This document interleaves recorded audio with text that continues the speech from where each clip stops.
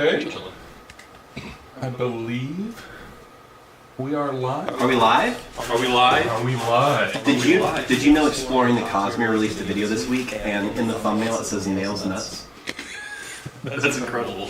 It appears that we are live. Awesome. So, Sully! Welcome to our second ever live stream here at Lightcallers. I'm Kevin. I'm Zach. And of course we have...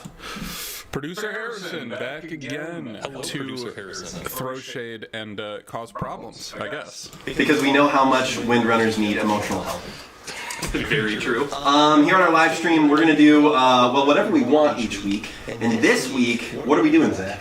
We are going to be tier list ranking all of the Cosmere books. We saw other creators do this and felt that we should yap to the camera about our own personal rankings, but we're going to have a lot more fun today than give you a really serious ranking. My goal with this is for us to end up with a list that everybody hates. Yes. So essentially what we're going to do is we are going to talk about each book, and then we're each going to give it a tier list ranking, and then the average of that score is going to be what that book gets. Yeah, because the thing we have that some of the other content creators don't is 3 disagreeing opinions, probably across the board. So we're each going to give it our own unique opinion. We want you guys in the chat to tell us what you think about our opinions, and then we're going to average it out and throw it on our tier list. Do you want to throw our tier list up, Producer Harrison? Yeah, we've got the tier list. We got all of our books aligned. And echo. That's not ideal. Thank you, Mac.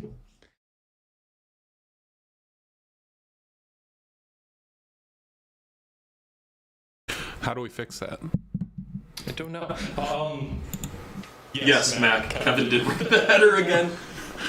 Mac, what are you talking about? Let me go. I wrote a perfect header. Yeah, so we have the tier list, and I am going to quickly try to troubleshoot this.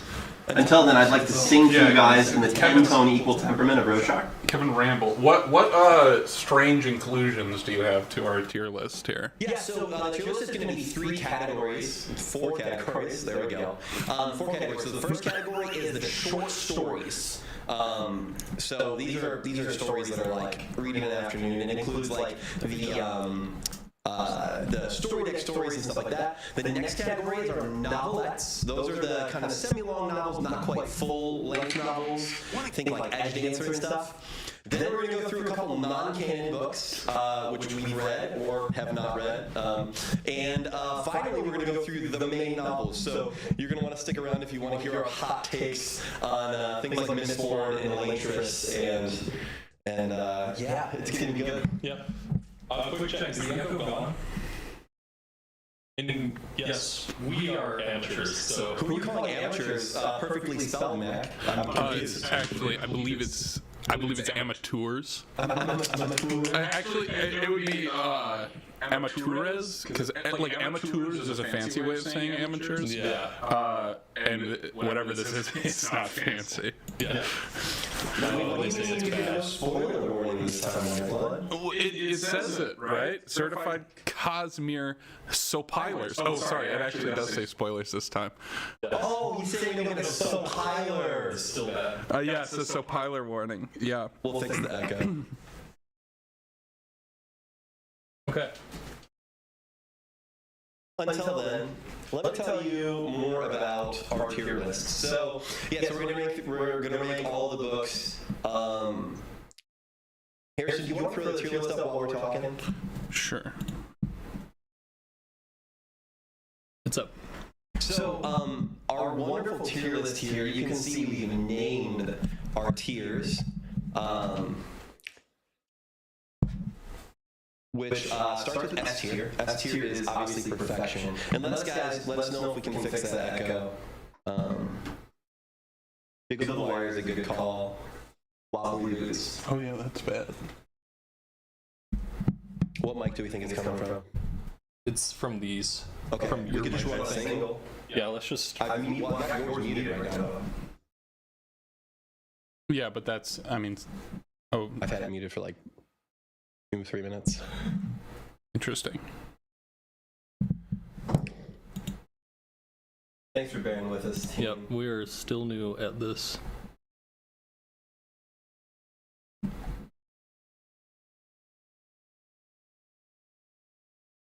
So it's picking up here. So, as far as our tier list goes, we got some labels for them. S tier we consider to be perfection.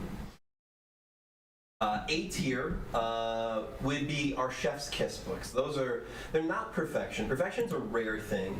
And I want to clarify, we're ranking Brandon's books based on Brandon's books, not based on the entirety of fantasy series around the world. So, as far as a Brandon book goes, it's either perfection or A tier would be chef's kiss. Oh, somebody says much better. Our B tier includes books that we would have about 16-ish rereads in. If you know, 16 rereads, Adrian Alcium's number. C tier is a basic Brandon novel. So just something you'd expect from Brandon. As a typical thing, it's not quite worth 16 rereads though. D tier is something where we don't think Brandon quite hit his own level of quality. That's just another fantasy novel. And then we have our F tier, and that is, I wrote this blurb, it's Allomancer, Jack, or worse. So if it's an F tier book, it's Allomancer, Jack. Awesome, it looks like we're good on audio, guys. I'm thinking we might just need to split the mic here. Well, yeah, right now I think we're all running off my mic. Yes, we are just running off of the producer mic. Which, that seems really hot, right? Yeah. That may be why we're getting so many echoes. I think that is exactly why. So just mute me. I'll be silent. So essentially, our producer is too hot. Let's give producer Harrison some love.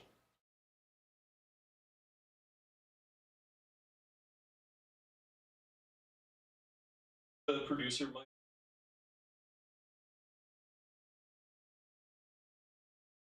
Oh, All right. Do I have to go in? All right. Well, you're gonna look at. Hey, look. No, it's the same across. The other mixer stays. I have another light color. That is me. I missed you. Question is, can anybody hear me? That's what's important. Producer Harrison is the most important. You could just use the webcam audio if they cannot hear you.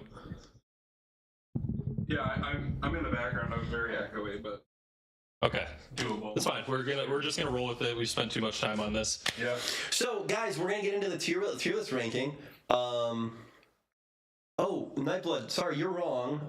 Nightblood threw in the chat that Allomancer Jack is perfection. That actually leads us perfectly into our first book today. Okay, so do we want to start with Allomancer Jack? We're gonna start with Allomancer Jack in the pits of Altania? Altania, I believe. Altania. I wouldn't know. For those of you guys who are unaware, I've never read Allomancer Jack, nor will I ever read Allomancer Jack. That is unfortunate because Allomancer Jack does happen to be the best thing that Brandon has ever written. And you wouldn't know it because you've never read it. Well, I think that might be a hot take. Harrison, It's not a hot take. Everyone would agree with Producer me. Harrison, what about you? Have you read Allomancer Jack? I have not read Allomancer Jack. All right, so me and Producer Harrison, as well as Zach, are going to rank this right now. So I've got a tier in mind for Allomancer. Nightblood still hasn't read it either. Nightblood hasn't read it. So, yes, it is the best thing that Brandon has ever written, Nightblood, and you're just going to have to take my word for it. Okay, so everybody write down your tier, and then we'll talk about it, we'll argue about it, and we'll figure out where we want to land. Producer Harrison, you ready? No, I'm just. You know what? I guess I'll let me write it down. I don't know what am I doing? I want to see what Producer Harrison ranks the book he's never read. The short story. All right, word. Okay, 1, 2, 3, and Clearly, it is S tier. yeah. So F tier. Producer Harrison, looks like I went with D you went with D tier. So let's talk about this. Zach, why is Allomancer Jack and the Pits of Altania an S tier novel? You have to understand that the emotional depths and intense character development that Allomancer Jack goes on in this journey is unrivaled by any other book in the Cosmere. I'm not going to go into specifics, but you should read it for yourself so you understand what I'm talking about. No, I'm not going to read it because I don't want to. Producer Harrison, do you have anything to weigh in? Well, I've never read it, so it's just another fantasy novel to me. So that's why I put it in D. I think that's actually the most logical thing I've heard in arguments. So I'm good with putting Allomancer Jack in D tier. Nightblood says S tier, so And what Nightblood says goes. So, Allomancer Jack in the Pits of Altania. it goes Producer Harrison, into can we throw that in the S-tier, S tier? clearly. That seems logical. It seems fair. Question to the chat: can you hear producer Harrison? I'm very curious.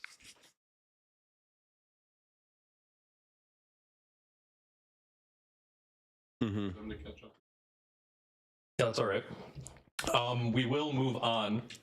Yeah, because up next we go to a much more I have read this book, and that's the 11th Metal. So this is still in short stories. The 11th Metal, the story of Kelsier and his mentor, Yes.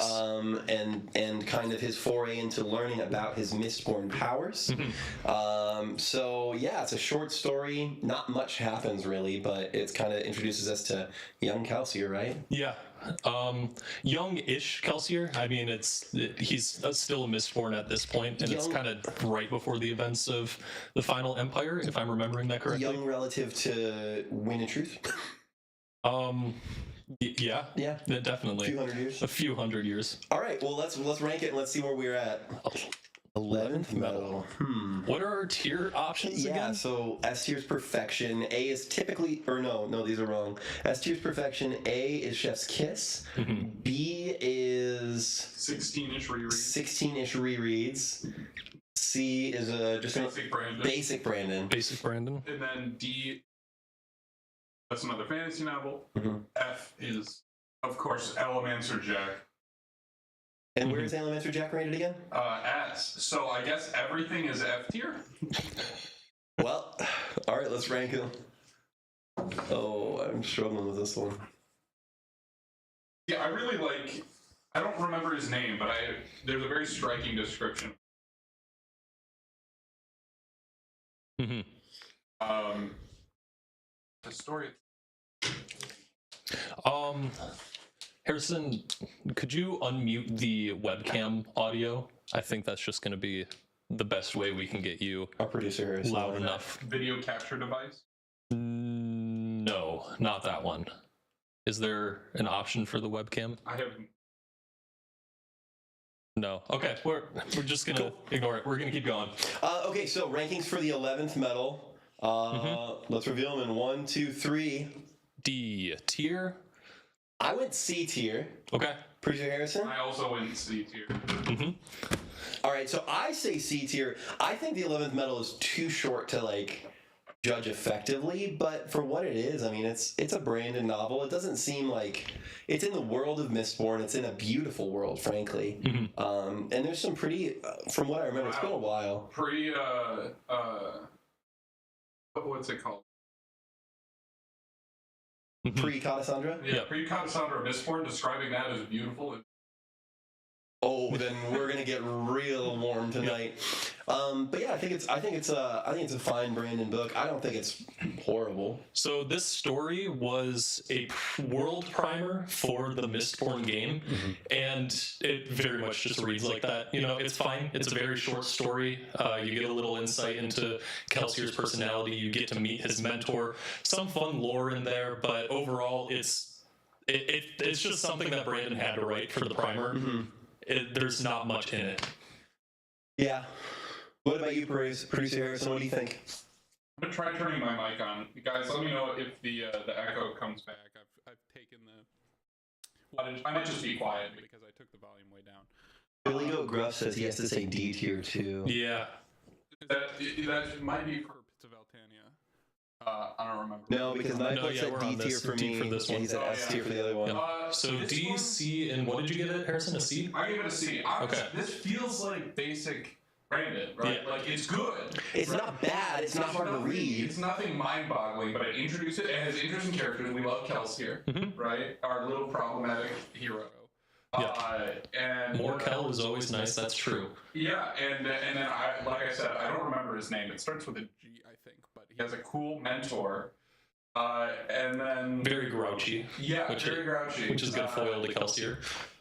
And I don't know, like it certainly doesn't seem like just another fantasy novel. Like but part of the reason why Brandon is actually good is because of his body of work, right? Because you're able to appreciate the larger tapestry of the Cosmere, you can appreciate books more. And so this being tied to Elsecaller and the world of Scadrial, like that makes it better.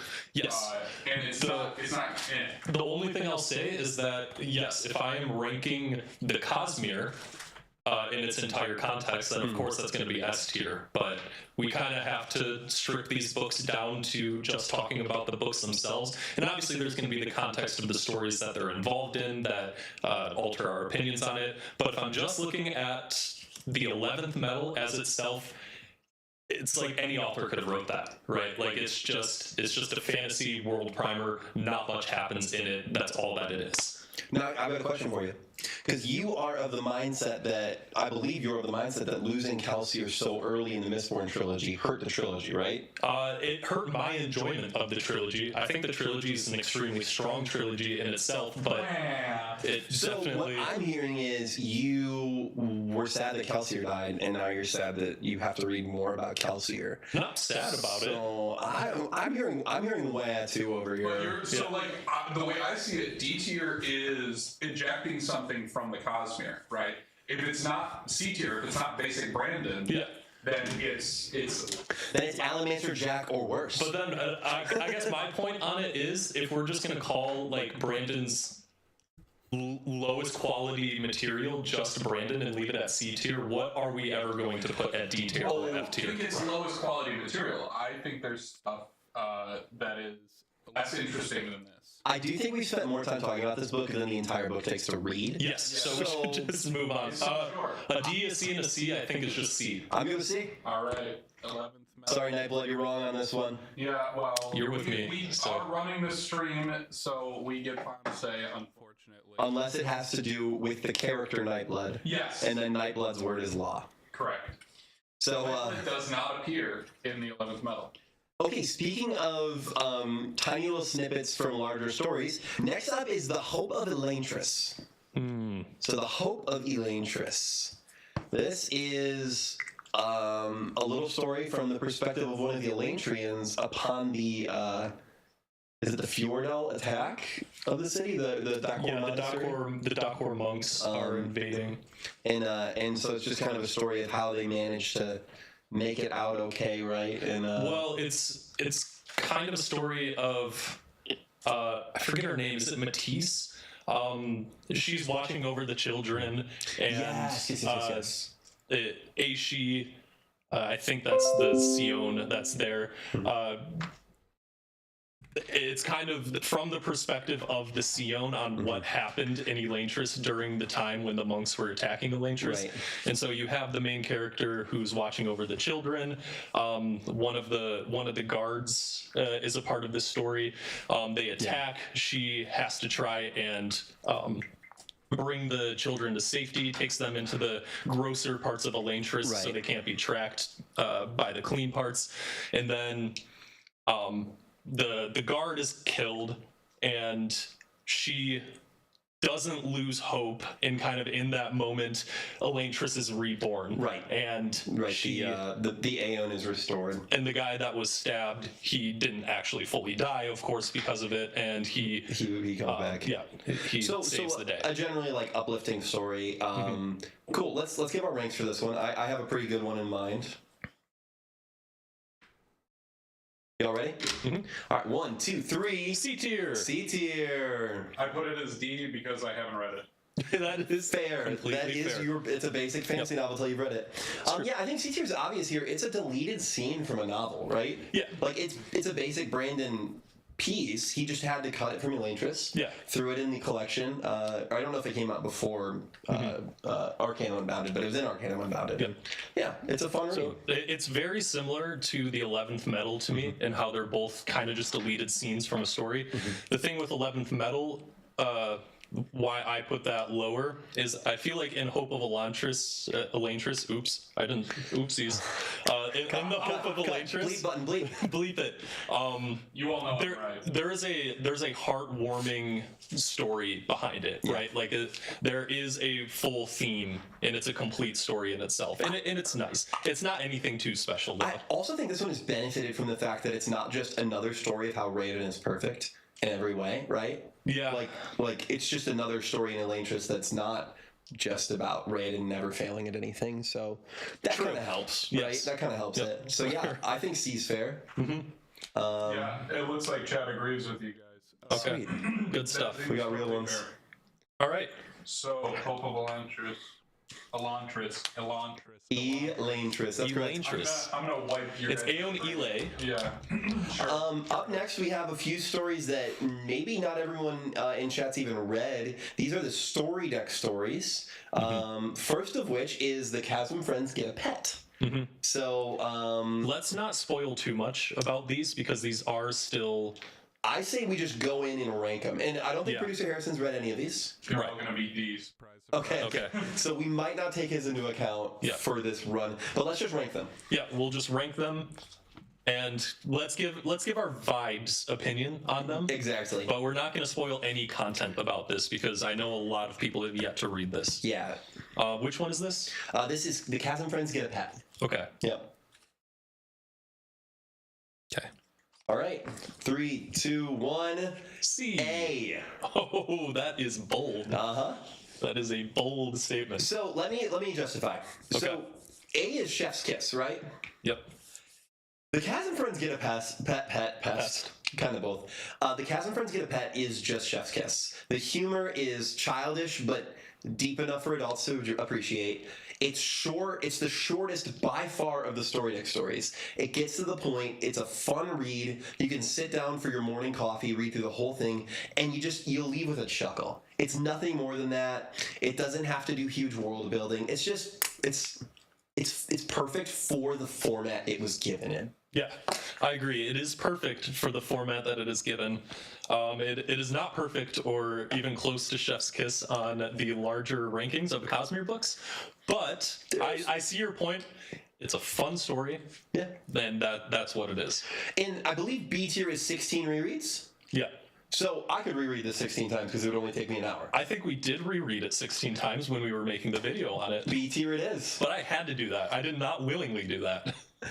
It's a great one. Make sure you guys read it when you get a chance, and also read that nonsense page afterward because that opens the door to a couple fun reveals. It does, if you're able to collect all the nonsense. Or if I think they're going to release all the story. Hopefully they release the nonsense. That's good. I gotta replace the battery. Hold on. No. Are we? How is it? It says internal temp. Oh, That was the. Wait, it's the dummy, right? yeah. You can just turn it off and back on again. Even. Yep. Guys, we are really bad at this, but we're having fun. And we hope you are too. While we're while we're going, we can just throw the tier list up too. You're back already. Oh, cool. Yep. Oh wait, you're not. Wait. While we're fixing that, the next story deck story is Elsecaller. Yeah, okay. This so is the let's talk story about of Elsecaller. Yasna. This is the story of Yasna between the events of Wars of Radiance and the events of Oathbringer. Yes. That's all we'll say about That's all we'll say about it right now. it. It is a deleted Yasna scene. But we can spoil. I think it's fair to spoil the fact that Yasna doesn't die in Words of Radiance. True. Like people think she does. This is the story of how that happens. So let's rank it.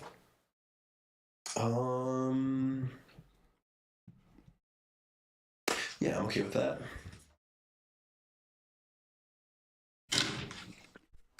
This should be fine. I think I like this ranking. Okay, and 1, 2, 3, C tier. B. B, and producer Harrison gives it. I'm giving it an A. That's just because it contains Yasna, my queen. Okay. The literal queen. My literal and metaphorical queen. Okay, so Zach, you said you could read this book 16 times. Yes. Explain. Look, It's Yasna. It's the Elsecaller story. Sure. I am very partial to anything including Yasna or Elsecaller representation. Okay. Yeah, I mean, it's good. It's hard to do this without getting into spoilers, but there's new lore revelations. There are a lot of new lore, yeah. I know Mac and I went a little back and forth on this story and how Yasna's character is represented in this. I really like the arc that Yasna goes on in this. It's a relatable kind of arc for me. So yeah, I honestly really do like this story. I think for me, reading Elsecaller not being a simp for Yasna, reading this story, it's interesting. Being wrong? Yes, being wrong, reading this story, it's interesting because, like, I call it basic Brandon because it's just so kind of gritty. I don't know. It feels like it takes a long time to go a short way, but at the same time, it also feels like a billion things happen in one page. I don't know. It was really hard for me to read. Maybe it was the format, and that does play a role on it. Like White Sand, we're going to talk about White Sand. The format of White Sand is pretty hard to read too sometimes. Yeah. In its current state. But yeah, I don't know. I'm okay with B on this though. It is. I believe we universally agree it's our favorite of the story deck stories. Yes. And it does have the most long-term impact, I think, on the Cosmere. For sure. It opens the most doors by a long shot. We meet some new characters, and so it's a fun story. I guess we can't put it below Chasm Friends, right? Max says, one concern I had with Elsecaller is it wasn't really about Yasna as an Elsecaller. Like, it didn't feel like her ideals mattered. You're right. It had nothing to do with her ideals, really. It was more of a personal development. I do wish we got to see an ideal sworn. And I think we're getting pretty close to touching on spoilers at this point. But yes, I get your concerns with it, Mac. I love Yasna. I love her character development in this. That's all I can say about it. Refuting that, the ideals of the Elsecolors are focused on reaching one's potential. Yes, self-mastery and reaching one's potential. I do think Yasna does that in this novel. I think she absolutely is going to that point. She makes a transition towards being a better person, and that could be in line with reaching your potential, but that's like, I mean, I guess you could try to make that work with any ideal or any order of rating. Oh yeah, totally. But yeah, I found it was good character progression for her. Yep. I'm good with B though. Yeah, B. It'll stay in B. Yeah. Not me. You don't need to see me. There we go. We're putting producer Harris in an S tier. Okay, and then the final story deck story is King Lopen, the First of Alethkar. Yes. All right. Let's see what we have to say about this. Oh no, I glimpsed his rating. All right, I have my opinion. And now, context, before we just blast into this, we had to read these stories a lot for the videos we did on them. A lot. And those videos also didn't do too great, which is okay. But I just have some emotions around this story, and I'm wearing that on my sleeve. Just the story decks in general. Yeah. It was a little rough. It was a rough couple weeks. So let's reveal. Yep. 1, 2, 3. C. F tier. You know what, Kevin? I'm gonna let you take the floor. So King Lopen, First of Alethkar, is beautiful in one way. We get to see Lopen. He doesn't do anything. He does a lot of things. Were they meaningful things? No. Geographically, he goes from this side of the couch to like that side of the couch and then back. Yeah. Just as a distraction from Alethkar's main point of view. And it was so drawn out. There was so much development. It was all comedic effect for Lopen. It kind of felt like a current Marvel movie where everything is just a kind of a joke and like we're taking things seriously, really big build up, and then like boom-sh. And I don't know. I will say I didn't think it felt like Brandon Sanderson level quality. Yeah, there are two. This is, I mean, kind of a spoiler, but how are we going to talk about these without spoiling meta narrative?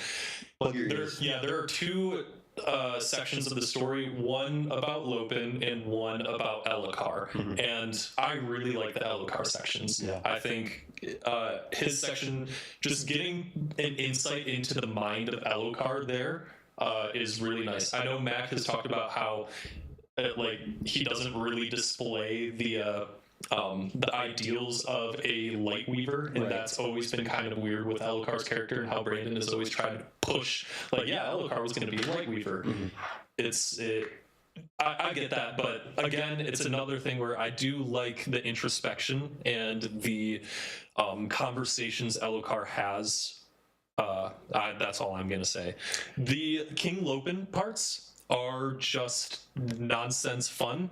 And it is fun. Yes. But it just feels like two different stories. And I think the thing to refute your Ellecar points, it's a great, beautiful thing that happens with Ellecar.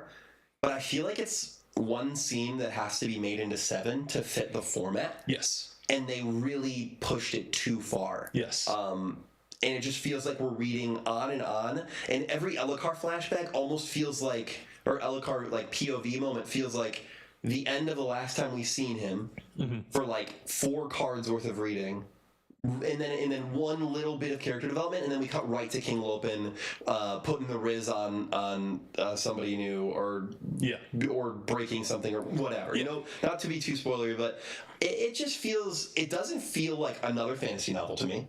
Yeah. It doesn't feel like Brandon Sanderson level quality, and that's why I put it in F. Sure. That's fine. What were the? I will never remember. C tier is standard Brandon Sanderson, right? Yeah, basic Brandon. And then what's D? Bruce Harrison? Just another fantasy novel. Yeah. This honestly just feels like basic Brandon to me, and that's why I give it a C. Producer Harrison, what do you think? I think this would be my vote because I haven't read it, but also it's right in the middle of your two. So what do you say we put it in D? Just to even it out. Yeah. That's mathematically correct. We'll put it into D tier. All right, King Lopen goes into D tier. As long as it's below the other two, I'm happy. D tier, actually. Up next, we have probably not the weirdest one on the list, but a weird one for sure. We have the rest of Arcanum Unbounded. So, mostly specifically, the world blurbs written by Chris about each of the planets that has a star chart up here. So, like Cell, Scadrial, Dromonod. Basically, just the lore dump sections of Arcanum Unbounded, because we will talk about Edgedancer and the Shadows for Silence, Six of Dusk. We'll talk about those 100%. later. Yes, right. Not the rest of it, but as far as the short stories, I would classify. I have individual titles for Secret History. Yeah, that's these the are point. just the lore dump sections. Those of Those are the ones we Arcanum consider novelettes, yeah. I don't have a. Arcanum Unbounded. Yeah, just the Arcanum Unbounded logo. Okay, so let's rank these.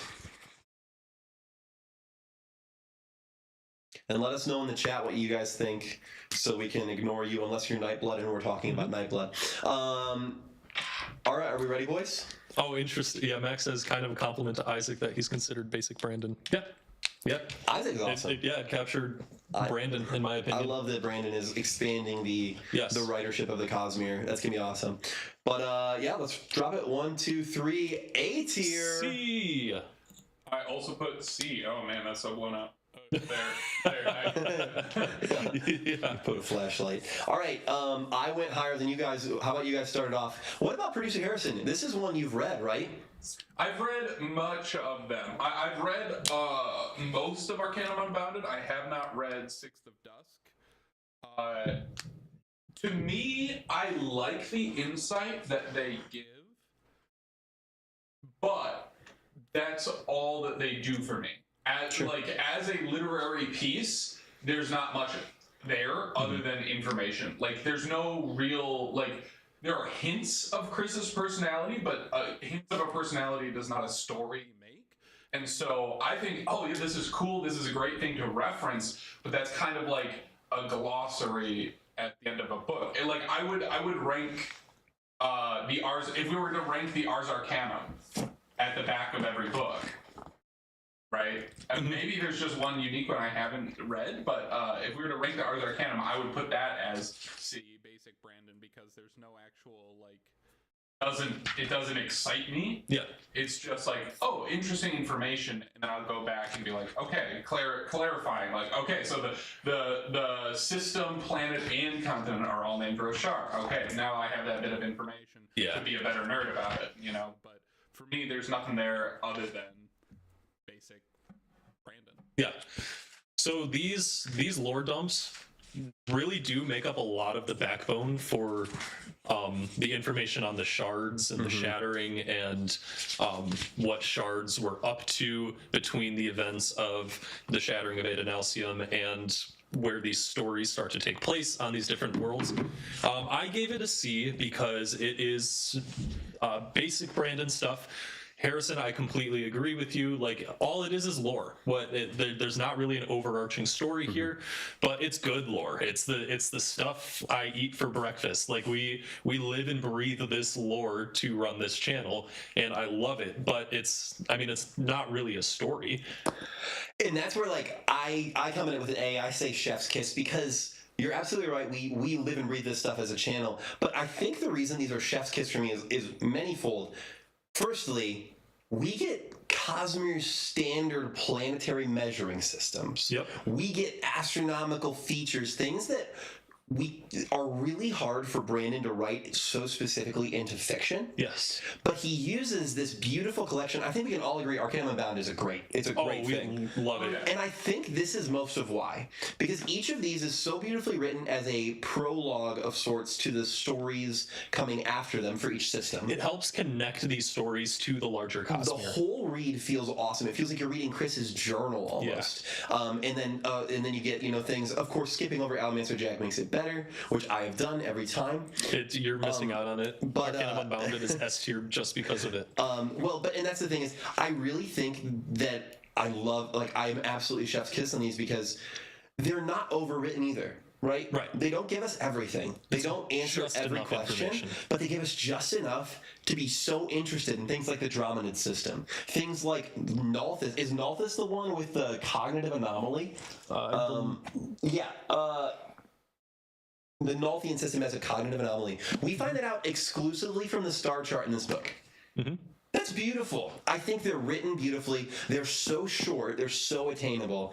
I think that's so better compared to something like a Chasm Friends Get a Pet, a King Lopen First of Alfcar. For sure. Yeah. Okay, here's an interesting thing. Is Nightblood featured in any of the Arcanum Unbounded stories? Because Nightblood says they're A tier. Nightblood says they're A tier? I don't think Nightblood itself is in any of those. The Nalthian system, I don't see it here, yeah. Yes, and to your point, I love these essays, for sure. It's just, if I'm comparing these to all of the other Cosmere stuff... Does Nightblood show up in Edgedancer? Well, we're not ranking Edgedancer, we're ranking Chris's forwards. So Nightblood's incorrect. So, but I think that that makes sense to allow that tip our scale to even it out to B tier.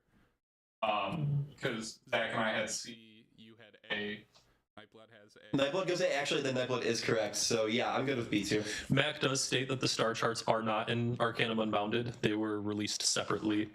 At least the Nalthian one, because there is no Nalthis. Yeah, that might be true, but the star charts are absolutely a part of this. I've just seen all of them.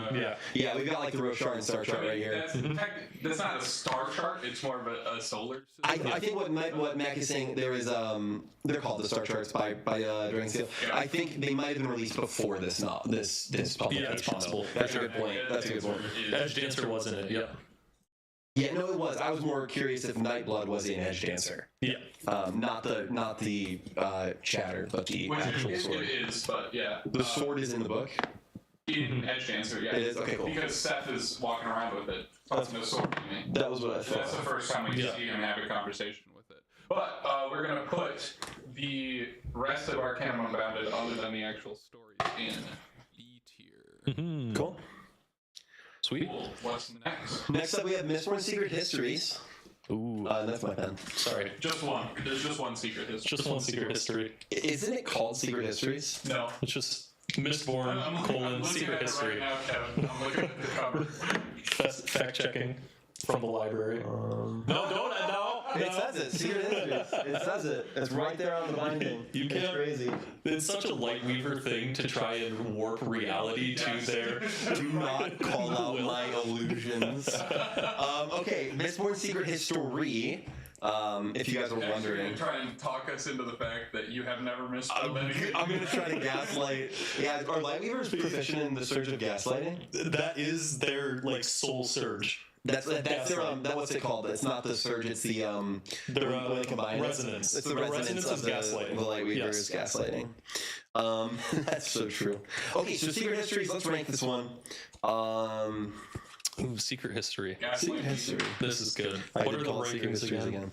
Yeah, can we go through? So we've got S is perfection, A is chef's kiss, B is 16-ish rereads, C is basic Brandon, D is just another fantasy novel, and F is bad. Because we've thrown everything off by allowing. F is Allomancer Jack worse, yeah. Yeah. Mac, I see you were saying the Nalthian one wasn't in there. You're totally right. Yeah, good call, Mac. Sorry about that. All right, ranking. 3, 2, 1. B. B. Wow, we all agree boys, on good this. job. Let's go. All right, sorry for the lack of content here, but we are actually in agreement for the first time tonight. Yes. Okay, so let's just get into it. Mistborn Secret History is just a pure Kelsier book. Yeah. That's like that immediately knocks it up a bunch of points. And I love reading it. Yeah. I love rereading it. I would reread it 16 times. It opened up the door to so many things. We hear more about the Eyrie. We see how shards work. We see, like The behind the scenes conflict between the I shards. believe it's like the most I mean we meet Laris really in earnest in that book. Yes, we do. I don't know if we meet him at all in the previous books, do we? Laris or not Laris? Yeah, Laris. Yeah. Yeah. No, I don't think so. No, we just see his body. We see him. We see him point because like he was one of the Right, visitors, yeah. Where he Yeah, just but pointed. no, I think this is where we actually get to hear him talk and see the damage done to him and all that. It opens up Era 1 so beautifully. I was initially going to. So there's a lot here. I was initially going to put it in C tier, which is basic Brandon. Yeah. Because like it is like basic Brandon. Like let me be clear. Yep. Basic Brandon is good. Really good. Right? Yeah. Really good. Like I would read the most basic run-of-the-mill Brandon Sanderson book before I would read most of the like popular, or at least the trending fantasy series that are out right now. Yeah, Kevin and I were talking about this before the stream started, how we're grading this on the Brandon Sanderson curve. So, like, there's going to be things in D tier, C tier, that would not be in D or C tier if we were just grading things on the larger fantasy scale. Right. That would probably be higher because we have a Brandon Sanderson YouTube channel. Obviously, we love Brandon Sanderson's works. We're a little into it, honestly. A little bit. So We kind of like it. everyone thank producer Harrison for continuing to make our subpar equipment function. Yep. Okay, so we have then Secret Histories at B. I mean, what more is there to say? My blood says S tier. It's his favorite. Yeah. Okay, I think that's fair. The fair opinion to Sword have. Nightblood does not make an It appearance. does not. But Unfortunately. I don't think like we got to be careful because we can't let that invalidate Nightblood's opinion forever. And only. Well, it is a lot of power to have the ultimate say on all things Nightblood With in the great first place. power comes great responsibility. Yeah. I think it's okay for us to tell Nightblood. Okay, so should we re-rank Allomancer Jack? Because I believe it was Nightblood that. No, I gave it S tier. So, Well, yeah. But and then you all agreed. So I think it Elantris stays Jack there. is exactly where it doesn't belong, but I don't have any say in this. So, my favorite novella, he clarifies Nightblood's not in there, so I think that sways me enough to say that it's going to stay at B tier. But good job, Nightblood. Yes. Thank you, Nightblood. All right, so this is Secret History is going in B tier. Okay. Next up is one that many people have ranked. Actually, it's The Emperor's Soul. The other side of Cell. What is it? The Rose Kingdom, or is that where that is? Yeah, the Rose Empire. The Rose Empire. So we get to see a different part of Cell. The Emperor's Soul. Let's see what we've got. This is hard.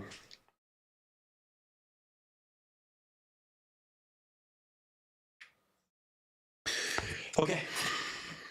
3, 2, 1. S tier. A tier. I also put it as S tier. I'm okay with going S tier on this one. Yeah. I believe it is Brandon Sanderson's most awarded work. It is. It did Hands get an down. award. I know Stormlight, the first 5 books as a unit was just nominated for that same award. So that's really cool. But Emperor's Soul, man, I think this is Brandon's best written work.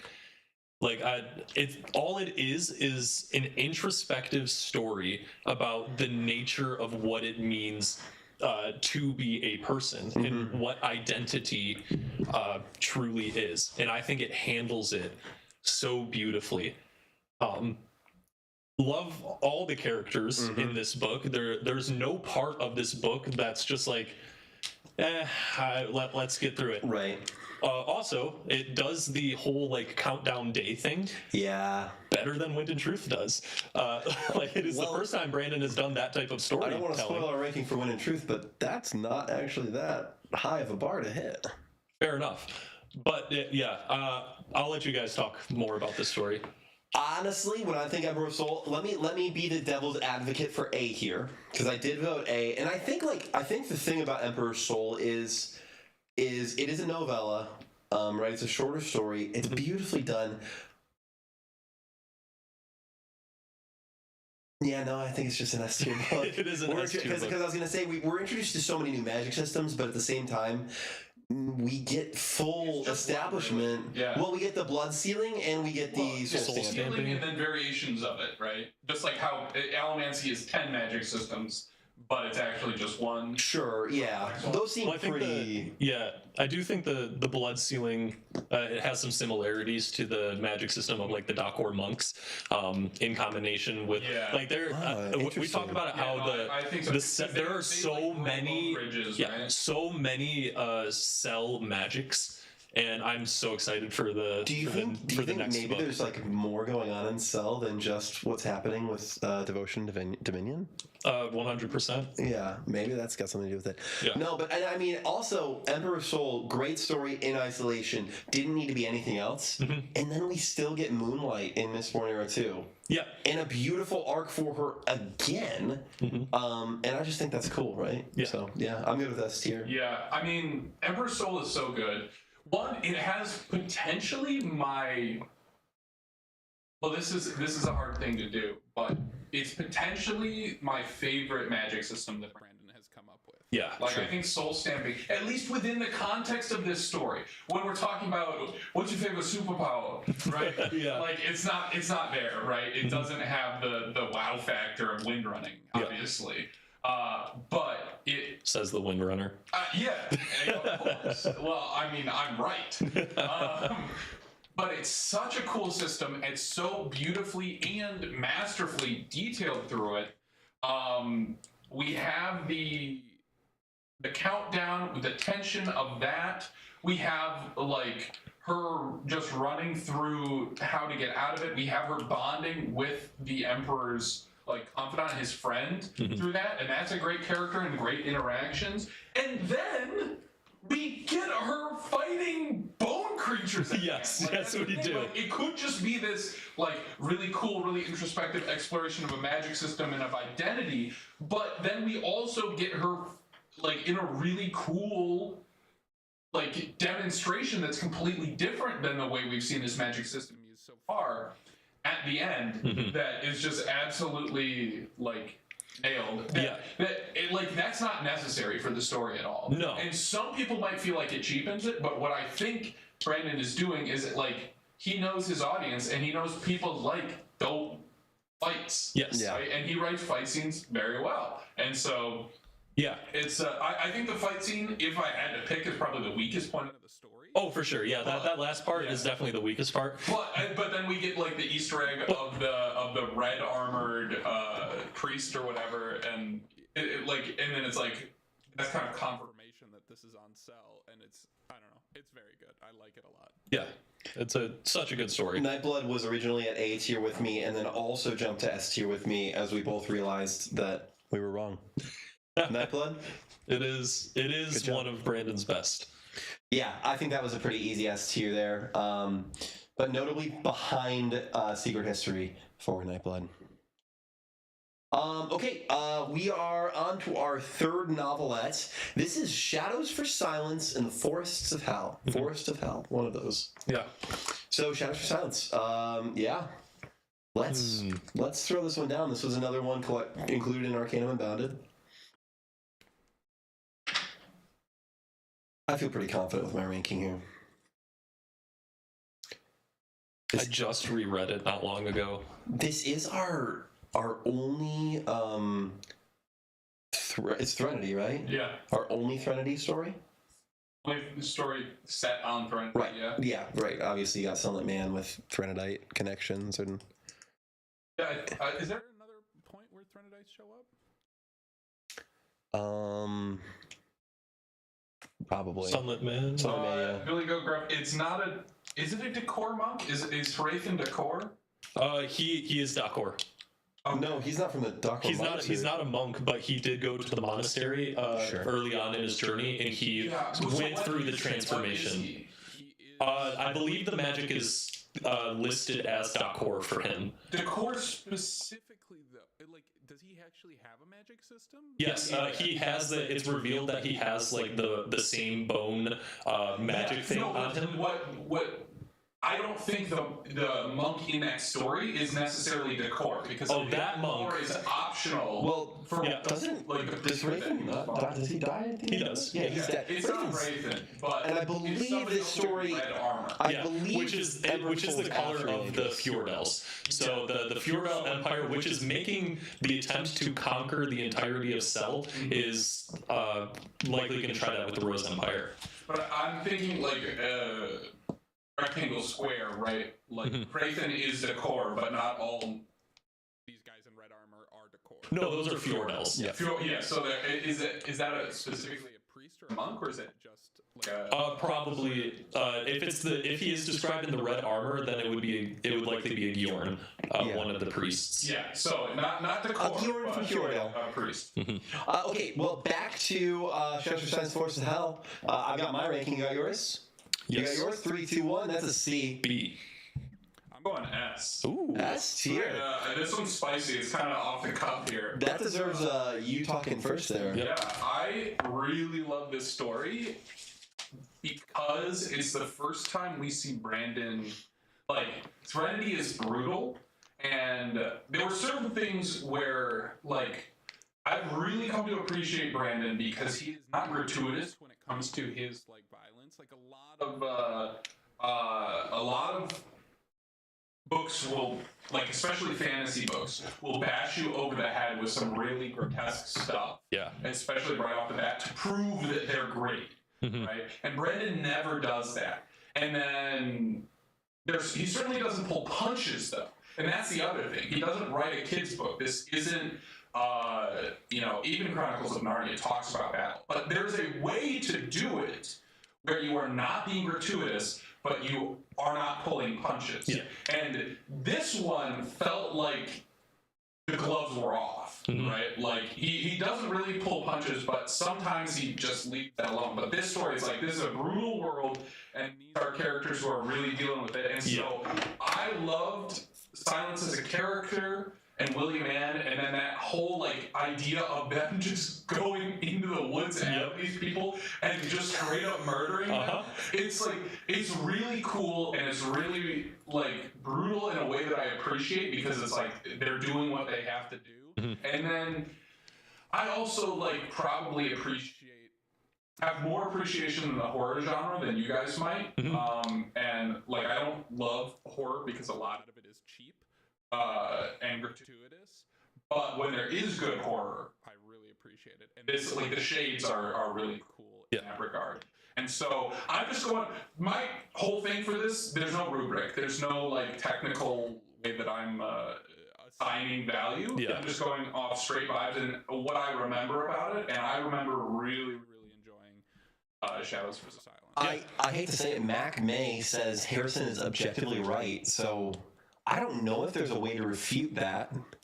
Yeah, if it's objectively correct, then like we have nothing we can say about And it. I believe Mac is the baseline No, please explain fact why checker. you're wrong. Oh, okay. Oh, let me explain should why we be I'm wrong. So the reason I'm wrong is I do not appreciate the horror genre like you do. I went C tier.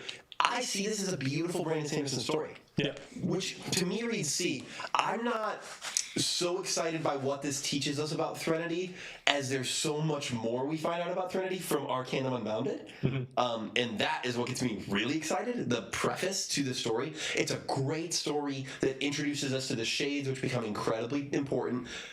But every Cosmere story does stuff like that. So to me, it just felt like another awesome Cosmere story, like they all are. It doesn't stick out to me as like Emperor Soulworthy or some of the novels that we're gonna get to that like really like just drew me in and caught my attention. Right. I also like it because I like the doors that it opens up for stories on Threnody. Right. So it got me excited for what was to come. Sure. Set on Threnody. Yeah, I'll keep it brief. I gave it a B, but the reason I was pausing before was whether or not I was going to give it an A or a B. I do really like this story. The vibes are great. It gives me Western vibes. I mean, even with the names they're given, and Silence running a saloon basically, and she's a mercenary trying to collect bounties. It's a fun genre, and you'll get that I like the Western genre a lot once we talk about some future stories. It's really good. It's just I've read it twice, and it's never like wowed me, I guess is what I'll say about it. That's what holds me back from giving it like a chef's kiss. This is a beautiful story. It's just I really like the story. But yeah, I don't know. It didn't have the spark that makes me like love the story. I agree. I think it's just a standardly great Cosmere book, like they all are. Yeah. So Mac was also talking about how he really likes how it handles like competent, like awesome female characters. Oh, absolutely. Yeah, that is good. And Brandon really doesn't have a problem with that. no, Brandon. I think that he's is one of the consistent. things that sets Brandon. Like, read the Skyward series in entirety. It is freaking incredible. Yeah. People say it is one of the best female protagonists written like ever. Yeah. No, he Spencer does. Nightshade is just Great job. awesome. But that being said, I think we would normally be at a B. I think Mac kicks us up to an A, though. Yeah. Just Mac? Wow. All right. Well, I'm saying your like S tier mixed with between Mac, ours, it would and definitely A. be a B. But Mac, I think Mac's got some great points here. I'm good with going A there, given that And chef's mine's kiss. really a B plus. So yeah, And for me, C isn't a C because I don't think it's good. It's just because I think there's a lot of good in the Cosmere. Yeah, for sure. All right, let's move on. This is Six of Dusk time. Oh boy. Interestingly enough, a book that I believe Brandon himself said, don't read until Emberdark comes out now. Yes. If you haven't read it, And I haven't. don't read it, because Isles of the Emberdark is going to take this and make it its flashback sequence. Yeah. So that's cool. But we've read it. I've got strong opinions about this book. Let's write them down. Okay.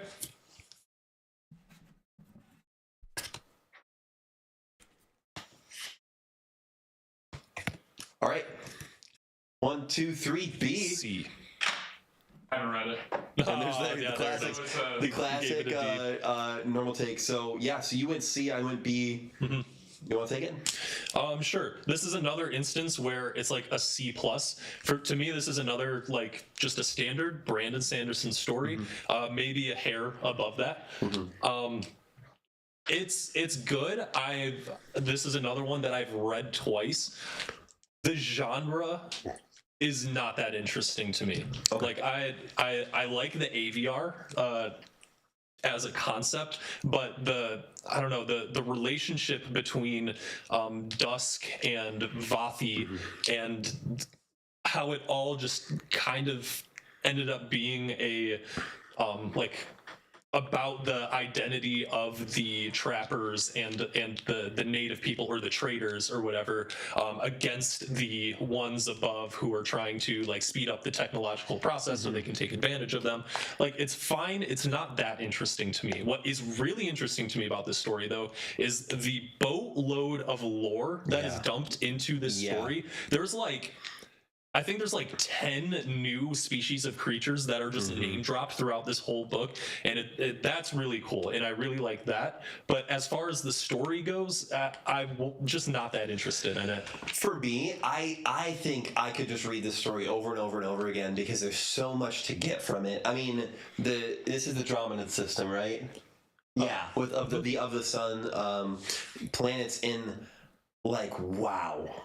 Not only do we get introduced to Patji, who becomes very important later in the Cosmere, when we get to Oathbringer, Patji being one of Autonomy's avatars, and there's that whole connection there. But outside of this connection to autonomy, which is investing these birds with parasites, it's all so beautiful how the investiture mechanics are so autonomy. Yeah. These Aviar we're introduced to, incredibly powerful, but we also don't know what they all do. We get access to such a small glimpse. What Mac just said, the story had a pet peeve of mine. What talents Aviar can bestow is something that's super common knowledge to everyone, but they tell us nothing. And that's where I'm going to give this one the benefit of the doubt, because Isles of the Emberdark is going to be a big story. It is not going to be a small thing. There's going to be a lot going on. I think it's going to have a lot to do. Again, we've only read the preview chapters, and Mac, I know you're not reading the preview chapters. Totally respect that. So no spoilers here, but just full speculation. I believe this is going to have a lot of interplay with what's happening on the Andromeda system post Six of Dusk, because that's the flashback, as well as why that's important in the future of the Cosmere. And spoilers for Skyward, but this also really makes me kind of like this whole the universe is technologically advanced, but we're so small. It reminds me of some of my favorite parts of the Skyward series. When the spaceships go away and all these people with all this knowledge still have to figure out how to rough it, and exist in a world where there are people who are way stronger than them.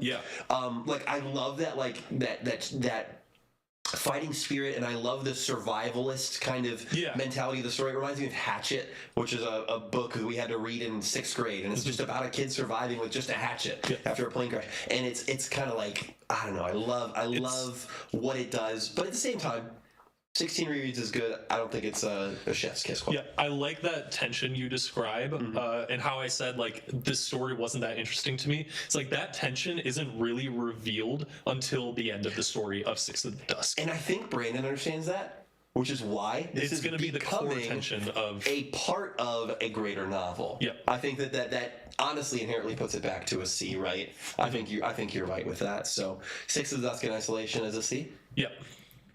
I'm good with it. All right. There it goes. Yep, Mac May's got his fingers in his ear. the Aviaratar. Yep. I'm making that into a t-shirt and sending it to you, Mac. All right. What? Edgedancer it is. Ooh, Edgedancer. Edgedancer. Let's just write these down quick and start talking about it. Okay. Yep. Let's just move on with it. Oh, I feel more strongly actually. Okay. 1, 2, 3, F tier. Really? Yes, Harrison. Harrison is the lift lover of the group. I want to start. We got enough of Edgedancer in what was it? Words of Radiance. Yes. In Words of Radiance, we didn't need more. We did not need more. We didn't need more character development. She's getting a POV book in Era 2. Yes. That's fine. Yep. The stuff happening in Wind and Truth with her is way cooler than anything happening in her novella. Yep. I just think there could have been something better. Give us Horn Eater, please. Yes, I'm excited for Horn Eater. To talk about Edgedancer just a little bit, I do not like early Lift. I really like how Lift's character progression is going, but that doesn't mean that I have to like the earlier version of Lift, right? I do like Lift as a conceptual character because I don't like her, and then Brandon is morphing her into a more mature person that I am starting to like more and more. I read Edgedancer, could barely get through it. I tried to read it again, couldn't get through it. Tried to read it again, couldn't get through it. And then forced myself to read it fully for a second time and still didn't like it. Can I argue for F with what you just said? Yeah. You said Lift is becoming a character you like more. Yeah. Isn't that basically just because of Asher, though? Well, that's a very small For me, that's the only redeeming saving grace. Like, I don't love the parts with Lift and Gab. I don't love the parts with. I just. Like her whole arc in Wind and Truth was, I'm gonna pretend to be Navani with Hoyd, right? Like, that's exactly. nothing. I mean, that's crazy though. I mean, here's I'll just come out and say it. Yeah. You guys don't have enough compassion for broken children. That's probably true. And yet, like, I think maybe Dusk, which is weird, right? But the scene that had the most emotional impact on me from Wind and Truth was Lift's conversation with Gab. Sure. Or like one of them, the one where this little kid is like, yeah, I'm gonna grow up and then I'm gonna kill the people who killed my dad. Yeah. Right. No, that was one good. is so good. And then I see the way you're describing your interaction with Lift as a character and it growing is the way that I interacted with Shallan. And I feel like a lot of people had that interaction with Shallan where you don't. I didn't really like Shallan at first. It took midway through Words of Radiance before I was like, okay, I'm not just reading through your chapters to get to Kaladin chapters. And then when I reread Way of Kings and Words of Radiance, I loved it. And I'm like, I see where Shallan is coming from. She's still not my favorite, right? But I really like that. But it's weird because like Lift, I've liked since the beginning. I've found her very entertaining in a way, and I like how the stuff that is talked about in her stories is talked about through the lens of her. Yeah. I don't know. Yeah. Like I said, I guess everybody around here is just not compassionate. I'll counter your. I've got a couple things to say. I'll counter your point about the broken children because Vin is actually one of my favorite Cosmere characters, hands down. And I think Vin isn't broken. She's feral. True. And I will have to say, like, of the other Elsecallers that we know of, how many of them have patience for broken children as well? Yasna, very small patience for Shallan early on. I don't know. Maybe it's an Elsecaller thing. But yeah, I just Light Weavers have compassion for broken people, but not kids. Like, once they're already adults, right? Like, I don't know if I would draw that connection. well, have we seen Light Weavers be compassionate towards children? I think who that's a then become false Light Weavers? false connection there. What is it called? A logical fallacy. But here's the thing. Here's the thing that hands down decided for us. Nightblood said D. This book is it's Nightblood. There's Nightblood in it. Yes. So, and I think D is a fair place for it. I will also say I still couldn't summarize the plot of Edgedancer if you were to ask me to do it right now. All I know is they make Nail look like a bad person, but oh wait, he was already killing people who were helping orphans with shoes. So we got it, guys. They don't, though, because the end of Edgedancer, she defeats the villain with a hug. Yeah. Right? We see also that Nail is broken in that moment. For sure. And he's struggling to confront the truth, and obviously that's like his arc. Sure. And, like, he doesn't need to be a perspective character, right? Like that's fine to see it. But man, so part of that is like, yeah, he's a really bad guy, but we get to understand him. And that's the story of all the heralds. Yes. Brandon did write Edgedancer in part to help make Nail's character motivations make sense in Words of Radiance or Oathbringer or whatever, when he like shifts from a psychopathic murderer maniac to someone who seems to be actively working with the with the singers and Odin's army. He's Zeth's mentor at that point, and all this exactly. Stuff, yeah. So he wrote that to kind of make it make sense, where Nail kind of just has this revelation of, they have returned. The desolation is upon us. Well, I guess the singers were here before everyone else, so it's really their laws that make the most sense, right? Right. It's really them their laws that are in charge. Well, I mean, Nail's inconsistent logic is one of the things it makes nail. Oh, for sure. Yeah, I like his Nail. unwavering commitment to it once he's made a decision. So, Yeah, I mean, I really like it. It's not my favorite. That's why I put it in A, not S. But I mean, I could be convinced to put it in B, but I would not go lower than that. But you guys, I mean, honestly, the real decider is. So let's put it in the tier that nobody's happy with, C. I'm good with that. Nightblood, are you okay with C? Let's say D. Yep. Nightblood, are you okay with C because producer Harrison outranks? I think he under outranks you, but he outranks us when it comes to lift specifically. True. Yeah. So we'll throw it in C unless Nightblood refutes. Yeah. I'll leave it in. I guess we'll wait for Nightblood to make the correction. Yeah. If Nightblood decides to make the correction. Speaking of actually broken people, let's go on to Dawnshard. Dawnshard. Do you get it? Okay, Nightblood's good with. He's good with C. You can throw it up to C. All right. Dawnshard, Risen. Huh. I think this is a perfect example of this category. Yeah. Ready, producer Harrison? Yep. 1, 2, 3, C.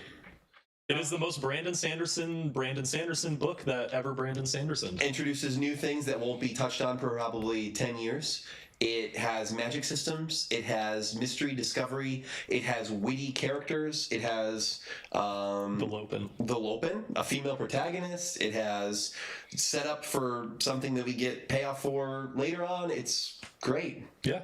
But also, it's like, I wouldn't reread it 16 times. probably not, but it's fine. It's good. I do like Risen as a character. Don't love Risen as a character, but I do like that there was the core tension of this book ended up being a trade negotiation. Yeah. That was a lot of fun, and it's something very different than like anything else we've seen. Yeah. It's fun, but it's also just not the most interesting thing in the world. And we get a Dawnshard, and this book is called Dawnshard. Yeah. And Risen becomes a Dawnshard, Yeah.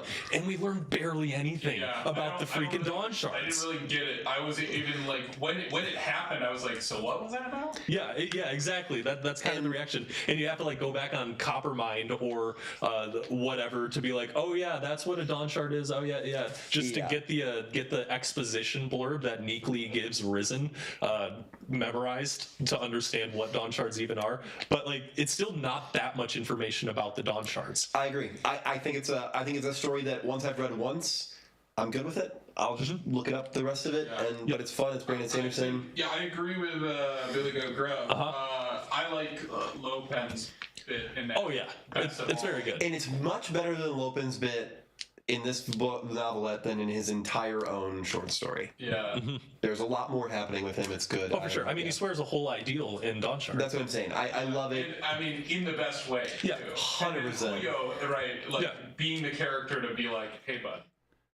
So I is really like that. it's C tier. It's a strong. It's closer to a B than it is a D, I will say, but I can't put it in would read it 16 times. I don't think I would. I agree. All right, that's it for our novelettes. Unless we missed something, let us know. That's our short stories novelettes. We are getting into full-fledged Cosmere works now. Are we talking Except before that, we're going to talk about things that have nothing to do with the Cosmere officially. Let's lightning round this. They're non-canon, so we're going to lightning round it. First up is Dragonsteel Prime. Dragonsteel Prime, the audiobook became free last year, I think, with the Words of Radiance. Yep.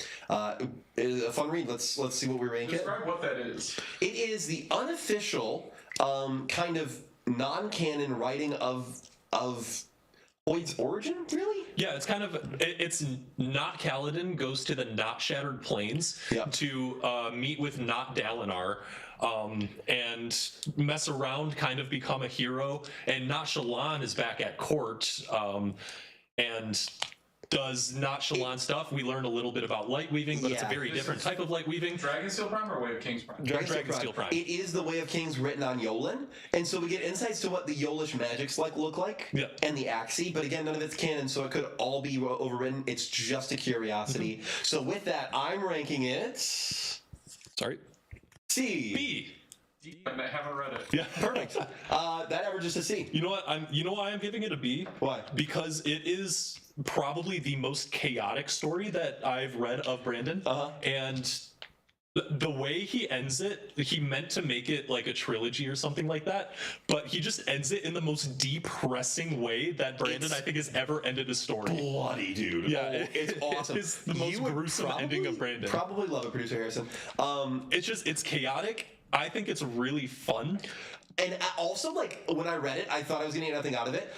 It kind of helps you experience the Cosmere a little bit wider, like, in some ways. It opens some doors that you kind of see coming. If anything, it gives you more insight into the mind of Brandon as he was coming up with ideas of the Cosmere. Because this was, I believe, meant to be a draft of a actual Cosmere book that got switched. And we're going to get the Dragonsteel series eventually. Yes. So with that, I think C average is fine, though. Yeah. Just a Brandon Sanderson book. There you go. Next up, we have The Way of Kings Prime, which is, again, The Way of Kings, but not. So... All right. Are we ready? Autobot? Yep. Ready? 1, 2, 3. D tier. I've not read it. I've read a little bit of it. I have to say, I enjoyed it less than Dragonsteel Prime, so that's where I'm at. All right, D tier it goes. It is The Way of Kings, but Prime. So. Yep. Okay, and then the next one is a fun one. We have The Soul of Flight. Yeah.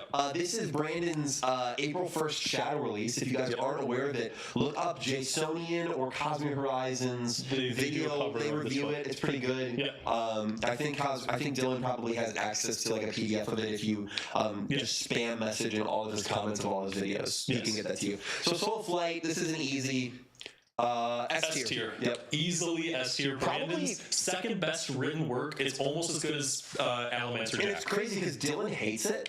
Right, like everyone kind of dogged on it, but I think it's flawless. Yeah, no, it is the perfect book. I mean, the way he explores sexuality and morality, as well as the culinary influence on the greater Cosmere, that's just beautiful. So, and oh my gosh, we get the 5th Dawnshard in that book. We do get the 5th which is crazy because we haven't even got the 3rd or 4th. And after Edgedancer was completely reformed, which was like a crazy plot twist. Like that, the story wasn't about that at all, but us getting to see full Edgedancer by the end of it was like, wow, that's exactly what the story needed to be. I can't believe Brandon spoiled the end of the Cosmere by showing us the end of the Cosmere. Yes. And yet I still don't know what happens. Right? Exactly. And honestly, Nightblood, because Nightblood is the main POV in that book, and Nightblood's an S tier, so that's just true. Yeah. Cool. All right. I got Jasonian has made the doc public. Oh, Jasonian. So you can also make sure to just add like colors in all of Jasonian's videos so that he knows we sent you. Yeah, exactly. Because he probably doesn't know we exist. He definitely doesn't. Let's go to the novels now, guys. So that's it for non-canon novelettes and short stories. We are starting off with a banger. Elantris. Oh, boy. Named after Aeon Ele, of course, because the city is literally part of a giant Aeon, if you were wondering. It is Devotion's city. It's Devotion's. Originally, it was named after a Greek god. Did you know that? Was that part of Brandon lore? Yeah. Where the first time he was showing this novel to his writing group or whatever, like, okay, but why are you calling this movie? Yeah. Like, I don't get it. Like, I don't know, what's the reference? And he's like, what do you mean, what's the reference? Because he had initially titled it Adonis without remembering that Adonis was a character. Yes. That's so funny. Yeah, I do remember hearing It's this. just a strong name. And now it's Elantris. No, it's not. It's Elantris because that rhymes with Adonis. If you had a reason for thinking that, I would appreciate it. You don't, though. I just gave you Gaslight. So I've got an Gaslight Weaver for sure, for freaking sure. All right, let's reveal them. We're gonna let producer I just read this book. Well, didn't just read it. Thankfully, I think producer Harrison has read the rest of these too, so we shouldn't be getting any more unfounded D tier. All right, I'm gonna go. Show them. 1, 2, 3, C. B. We're going B. I also did C. I think this is a baseline Brandon Sanderson book. Yep. Tell us why it's not. Okay, so my first time reading the book, I probably would have put it in C tier, maybe even D tier, solely off of listening to Jack Garrett narrate the story, which is kind of rough to get through. It's technically not fair, but it also absolutely is fair. I mean, when it's the way you're consuming the media, it does play a part into it. That's why Michael Kramer and Kate Redding are so great. They are perfect in every way. Okay, the reason I give it B tier on my second listen through, I was able to tune out the narrator really and just listen to the story. I like this story, man. Like it's I have some small issues with that, like all the main characters outside of Hrathen just seem to be the most perfect individuals. Yeah. And their flaws are really surface level flaws. Right. Like, I mean, Serene's flaw is that she has trouble making friends, but just seems to immediately have no problem fitting in at court and is like the most like capable politician in the entire kingdom. Raoden just has no flaws whatsoever. No, he has a stub toe. He has a stubbed toe for most of it, story. and that boo boo almost makes him go Hoed. And he is part of the reason that Karete got her head chopped off. Yes. So. But man, the highs of this book are really, really good. I don't know. This is probably going to be my most vibes ranking that I give a book. I really enjoyed this. Yeah. I have one counter for your point. Yeah. B tier is would reread 16 times, and you're an audiobook listener. Could you actually listen to Jack Garrett 16 times say Cola? Sully. If you didn't know, the Jack Garrett pronunciations of Sully and Cola were the inspiration for our intro and outro bits Of every to this video channel. and every comment and every, yeah. So I do think it's a great book. It's obviously a great book. I think it's one of our favorites here, honestly, and just in terms of like complete stories, right? And it's You know, I based on so I read Elantris once. Elantris, yeah. The first Brandon book I ever read. Yeah. And I haven't reread it since.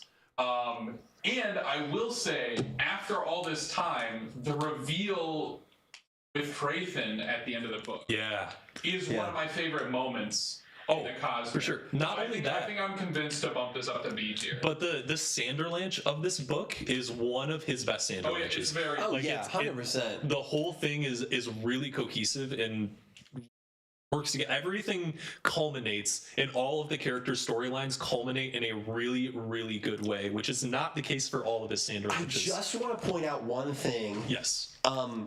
Here's what we have left to rank.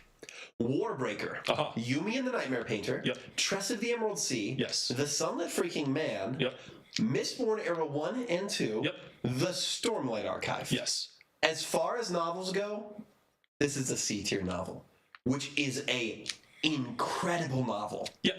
Yeah, and this is a low B ranking for me, but it is a B ranking.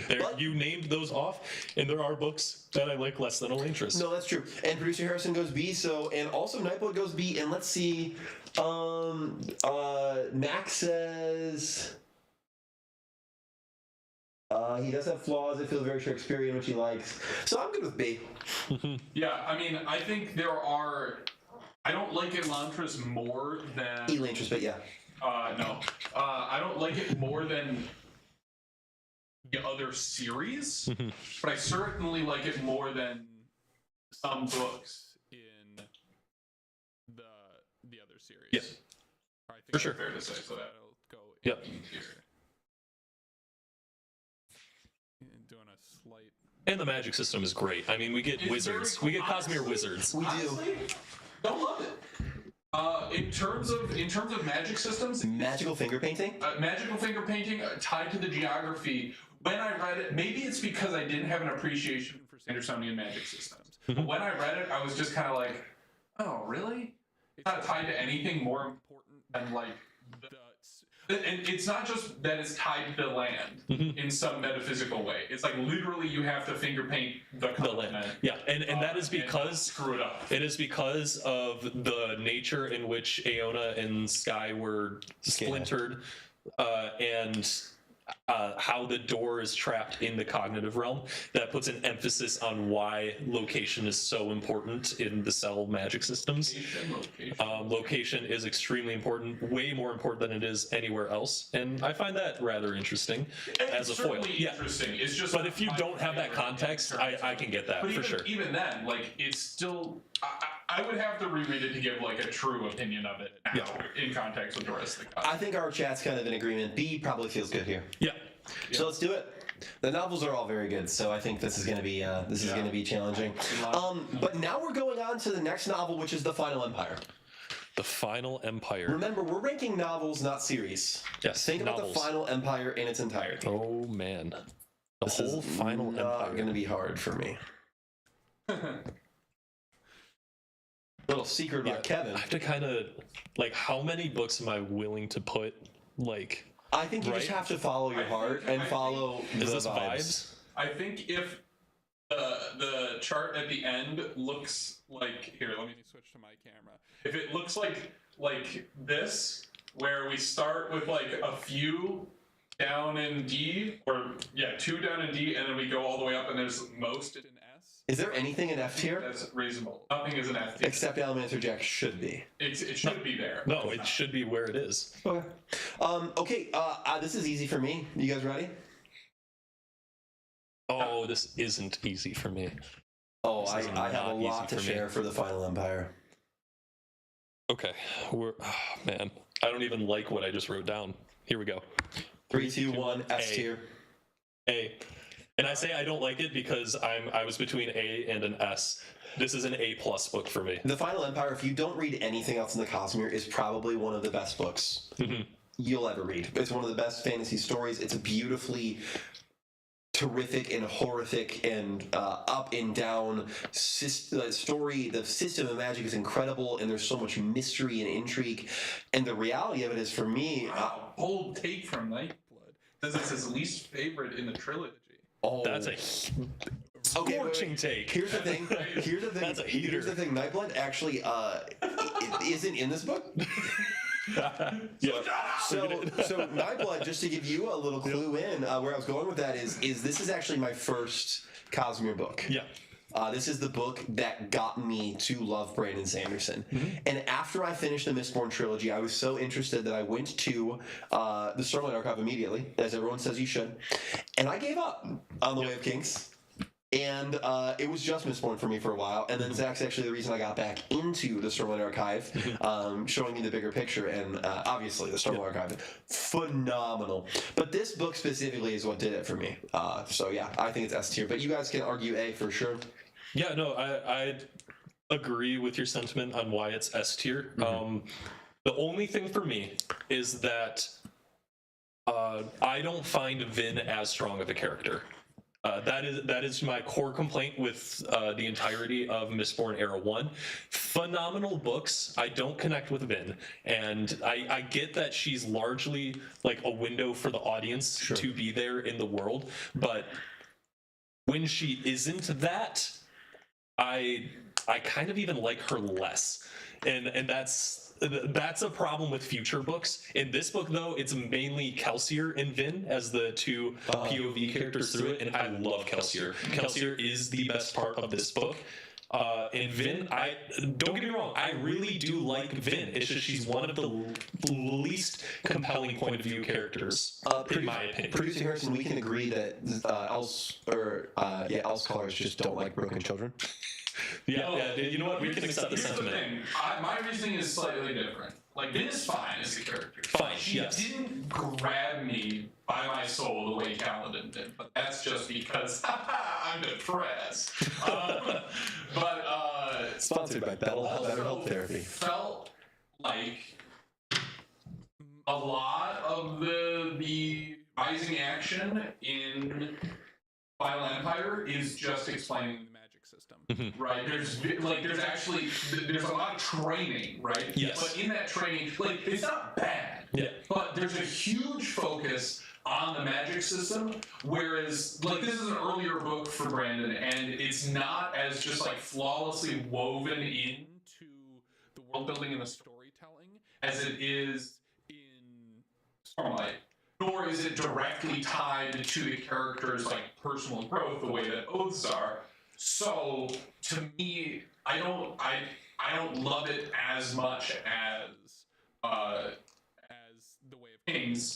I did also I read Elantris first, but then like Way of Kings is what put Brandon Sanderson on the map for me, if that makes sense. Sure. And I read Mistborn, and I actually struggled to read Mistborn a couple times. Yeah. I read like the first chapter with Kelsier like 2 or 3 times before I actually... The prologue chapter? Yeah, the prologue chapter. Before I actually was like, all right, and then I finally got into it. I had to like listen to it to start, to actually get the momentum going. And so it just it wasn't the same to me as... I absolutely love it. Yeah, right? It's phenomenal. But it's not S tier for me. It's just... I think it builds up an incredible trilogy. I think the revelations and the surprises are crazy. I think the beauty of them being so confident that these metals, this 11th metal will be the solution, and it being the death of Kelsier is such a gratifying failure. Like, it's such a good way to lose a character, which again, you don't lose him, and that does actually knock the book down a little bit, right? But I don't think so. I think because you lose him for the trilogy. I think he did a good job with how he brought Kelsier back, but I do think it would have been a better book if Kelsier was I think back. the first book, Losing Kelsier, when you do, is really good. I think the series as a whole suffers from the loss of Kelsier. And I think we're going to see that in the later rankings. But in isolation, Final Empire as a novel, as a Cosmere novel, I don't think there's anything else like it. I could reread it.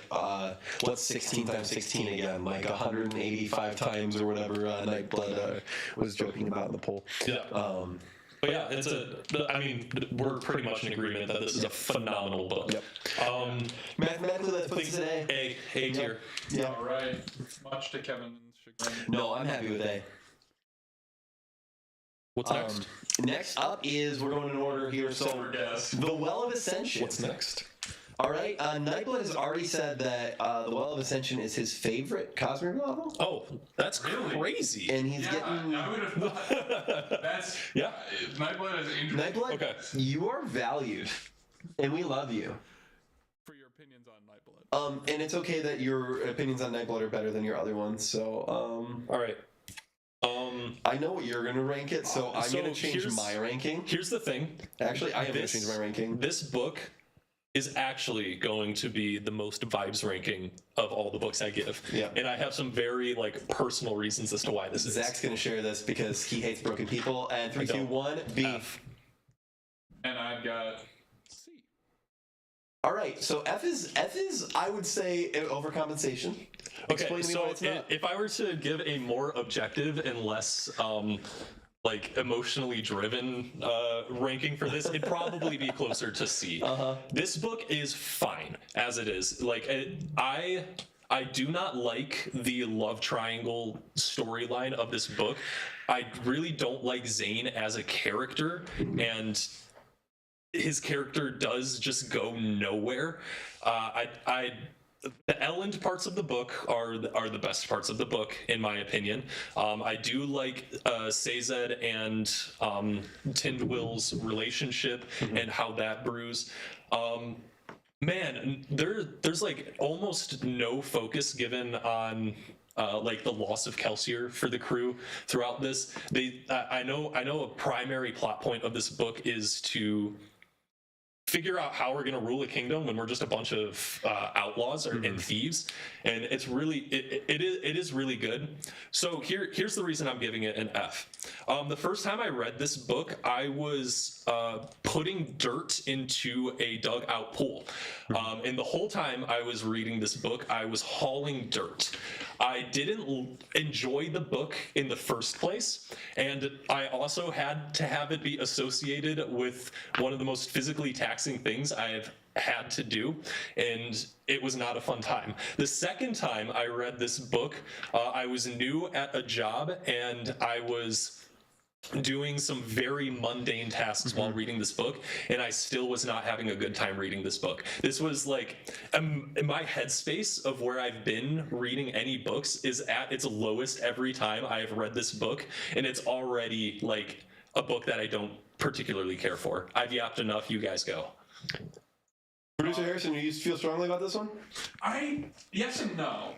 I think that it's very fair to place this book. I mean, this is the lowest out of the original trilogy for me. However, there's a lot of parts about it I like. I just feel like the parts I like about it all came at the end, and then there was it felt a lot like it was dragging throughout the middle. And I remember talking to you about that, Zach, and you were like, "Yeah, that's a common complaint about this book." Yep. And so there's a lot of like dragging throughout it, and I don't really love the fact that it was a love triangle, but I do like Zane. I like Zane a lot, actually. And the way that the whole how she beats him, that's at the end of Well, right? Yes. Yeah, that I love. Yeah.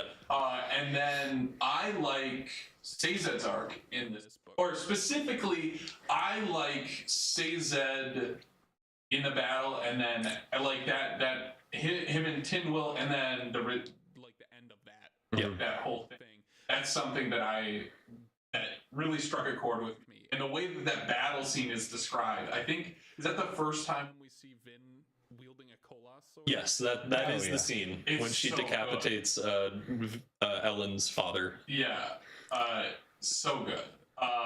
And then her fighting the battle, and then Sazed going full Hulk. Yeah. There's a lot of really cool stuff, but it feels like it all happens at the end. Yes. So it drags. So for me, and I agree with Mac, he doesn't like ranking individual books because of this book. Yeah. It's necessary to get to the Hero of Ages, and we'll get to that one next, how we feel about that. But I give it B, because I think Mistborn Series 1 is A tier. I think it's incredible. I think it's chef's kiss. I agree there's some problems with it. The biggest problem I have with it is just how easy it is that Ellen becomes a full Mistborn by swallowing Lorasium and saving this whole I don't think that payoff in the well is good at all. Yeah. I like what it does for the greater Cosmere, but the end of the book is my least favorite part. I love the fact that they completely conquered Elendel, and they finally ended this tyranny. And things don't get good when you take out an emperor. This book is showing you, things are horrible. It's meetings in bureaucracy just to barely hold things together. Yeah. And that's not fun to read, but it's true. It's accurate, I feel to what the situation would have been. And I think Brandon, especially in a book 2 of 3, I think Brandon did a great job of showing how man, things suck. Oh yeah, you guys you're not out of the woodworks yet. Oh yeah, there's a Koloss army on your doorstep. Oh yeah, Sazed, you found joy. Guess what? Life sucks here on Scadrial, right? And it builds Sazed up into what he's going to be too. And I know you don't. We'll get to the next book. Yep. I think it's a B all the way. I don't think it's perfect, but I think it does a really good job of what it needs to. Yeah. Zach, would you allow us to even this out to C? Yeah, I think C is fine. Mac, I love your support. I probably would have given this a C if I didn't have my own emotional reasons for ranking this. This is not my objective ranking. This is my vibes ranking. It's a fine book. There are moments in that book that I really like. Tensoon is just an excellent part of the book. Getting to learn more about the Khandra. I mean, there are good moments to it. It just feels overall stunted by poor pacing and, in my opinion, a bit of a lack of execution with that. I like the idea of thieves trying to run a kingdom. Yeah. I don't think it was executed the best way it could have been. I agree. But at the end of the day, that whole trilogy, I'm going to read it 16 times. Oh yeah. Take Mistborn as a whole. It's and that's what really B is for me. So I'm good with C though. I think it's just a good Brandon book. Yeah. Yeah. Okay, and then let's get this. Let's pick up the pace here a little bit. But the Hero of Ages. The Hero of Ages. What are we ranking that? Hero of Ages. This is hard. This is a difficult one. No, it's not hard actually. Mac, I love your support, by the way. Mac is a man of culture. Yeah, I think he said it's at best the okay of Ascension. Oh yeah, instead 100%. of well of Ascension. That's funny. All right, ready? Yep. 1, 2, 3, A. B. I also got A. Yeah. I want to start on this one. I mean, Well of Ascension, like, the revelation of what was happening during these snappings, Laris using the mists to help the humans, that revelation, the number 16. Yeah. Oh my gosh, I have never jaw-dropped harder at a novel in my life. Yeah. And that alone Oh, for sure. takes it to, that is the chef's kiss moment. Mix in all of the things are starting to get good, but oh wait, other people are making it worse. Yeah, obviously that's the world. And oh yeah, no, like you're gonna die. Like we're going to destroy the city. There are Koloss hordes, and the Khandra politics, and what ATM was, and how that affected the conflict, and the final finale of Sazed taking on both Ruin and Preservation. He had gone through Ruin. He had tried to preserve. He had gone through this whole character arc of trying so hard through all of the worst things, and then losing everything in one moment, just when everybody else was starting to get happy again. And he found harmony, and I just think that symbolism is perfect for this story. It's a dark story that ends with just a glimmer of hope. It's not good, but it's okay. And you didn't even talk about the spook parts. Yeah, the spook parts in this. Spook is such a cool character. Yeah. He really is a cool character, yeah. Yeah, there's a lot of stuff I like, and there's so much that, unlike Well of Ascension, where the whole book is leading up to the battle at the end, and that's the only thing that really happens. Other, obviously, exaggerating, but in this book, there's so much that happens, so much that I remember. Them trying to figure out what the Lord Ruler was preparing for. This is the one where they're trying to chase down. They're chasing down the stores, and they keep finding. Yes, that is this one. And goods and stuff. And then the ATM misting is a cool part I remember. The revelation of Ruin and the earring. The earring. Look, dude. Every Marsh chapter is like, oh, come on, man. And Ruin's changing the words in the realization at the end. I'm upgrading to S tier. Yeah. I'm with Mac. I'm with Nightblood. Yeah. This is probably one of the best Cosmere stories in general. I am strong at A though. I don't think.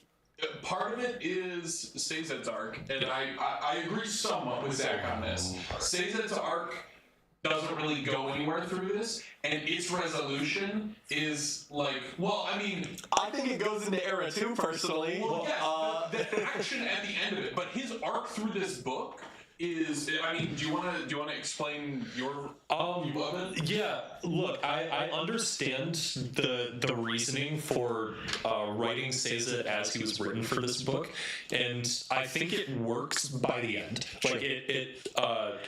He's having a crisis of faith, and he's not understanding the importance of having these beliefs, obviously suffering some depression from the loss of Tindwyl, and he's going through it, and that is completely understandable, and I love how it's tied up at the end.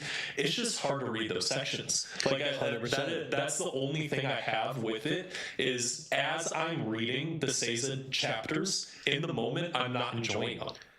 Well, and I think that's okay though. You go to a funeral and you don't enjoy it, right? Oh, for sure. You lose a loved one, you don't enjoy it. I'm not super sad when I'm dealing with that. So, Sazed spends this whole book waffling, and then he becomes a professional waffler. Yeah. That's all that harmony is. Yes. Right? And 100%. So, not that it's not good or that it's not how it should have been done, it's just not my favorite. Yes. Right? I think the cool thing, because the reality is harmony isn't perfect. We see that in Era 2. You're led to believe it at the beginning of Era 1, or at the end of Era 1. But look at what happens, right? Sazed isn't perfect. He is waffling. Yeah. I don't think anybody else could have taken both shards on. No, to fit the intent of harmony, you need to be able to be both Ruin and Preservation. He wants a sword to fight in Era 2, but he also wants people to do so well and that he makes it too good for them. And I just think I think it's written perfectly, but I understand not loving the plot, right? I understand that too, of Sazed's arc. Yeah. But at the end of the day, how else are you going to finish this story, right? No, yeah, and I get that. Like I said before, I get the reason for writing the Sazed part as you write it. It just, like, as you're reading it, in the moment, it's kind of difficult to read. He's just wallowing the whole time, and he rightfully so. I mean, he's in a position where he just lost the only person he ever got the chance to love, and like none of these beliefs or religions are helping him through that. Yeah. But then he does find purpose in the end for all of these beliefs and religions, and uses them together to put Scadrial into the most harmonious place it could be, which is not harmonious at all. It is completely filled with discord. Because the shards are horrible and Adonalcium was better. And I think I'm happy with an A as an average there. I think that's where we average between S, A, B. Oh, and I have a few more things to say about this one. Yeah. I think Elend as a character takes a step back in this book. I really like Elend in Well of Ascension. I really like him in this book. Yeah, you know, I think there's here's the thing at the forefront. I think is good for his character. Yeah, I think how do I say this? There's a bit of a time jump between book 2 and book 3, and I don't know if I like. I can't describe this well. I don't know if I like the vast shift in character that Elend has in between there.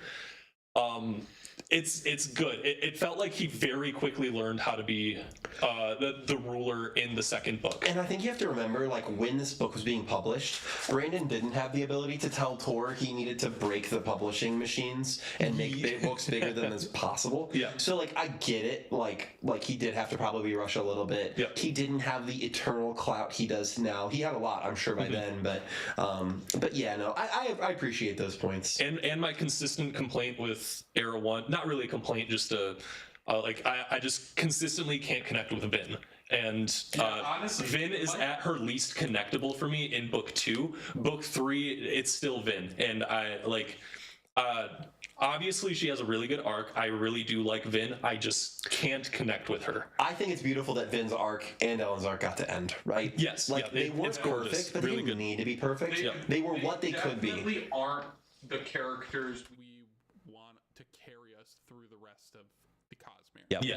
Right? Through the rest of the Mistborn Era. Those characters are spook. Yeah. Well, Spook, yeah, for sure. Lord but Mistborn. Also, like, Kelsier and Marsh, right? Those are both, I think, more interesting characters in terms of what they could be come the future than Elend and Vin, where I think it was a good move to end it where it was. Yeah, so I think that's good. I'm happy with where Mistborn Era 1 ended up, honestly. Now we're moving on to Warbreaker.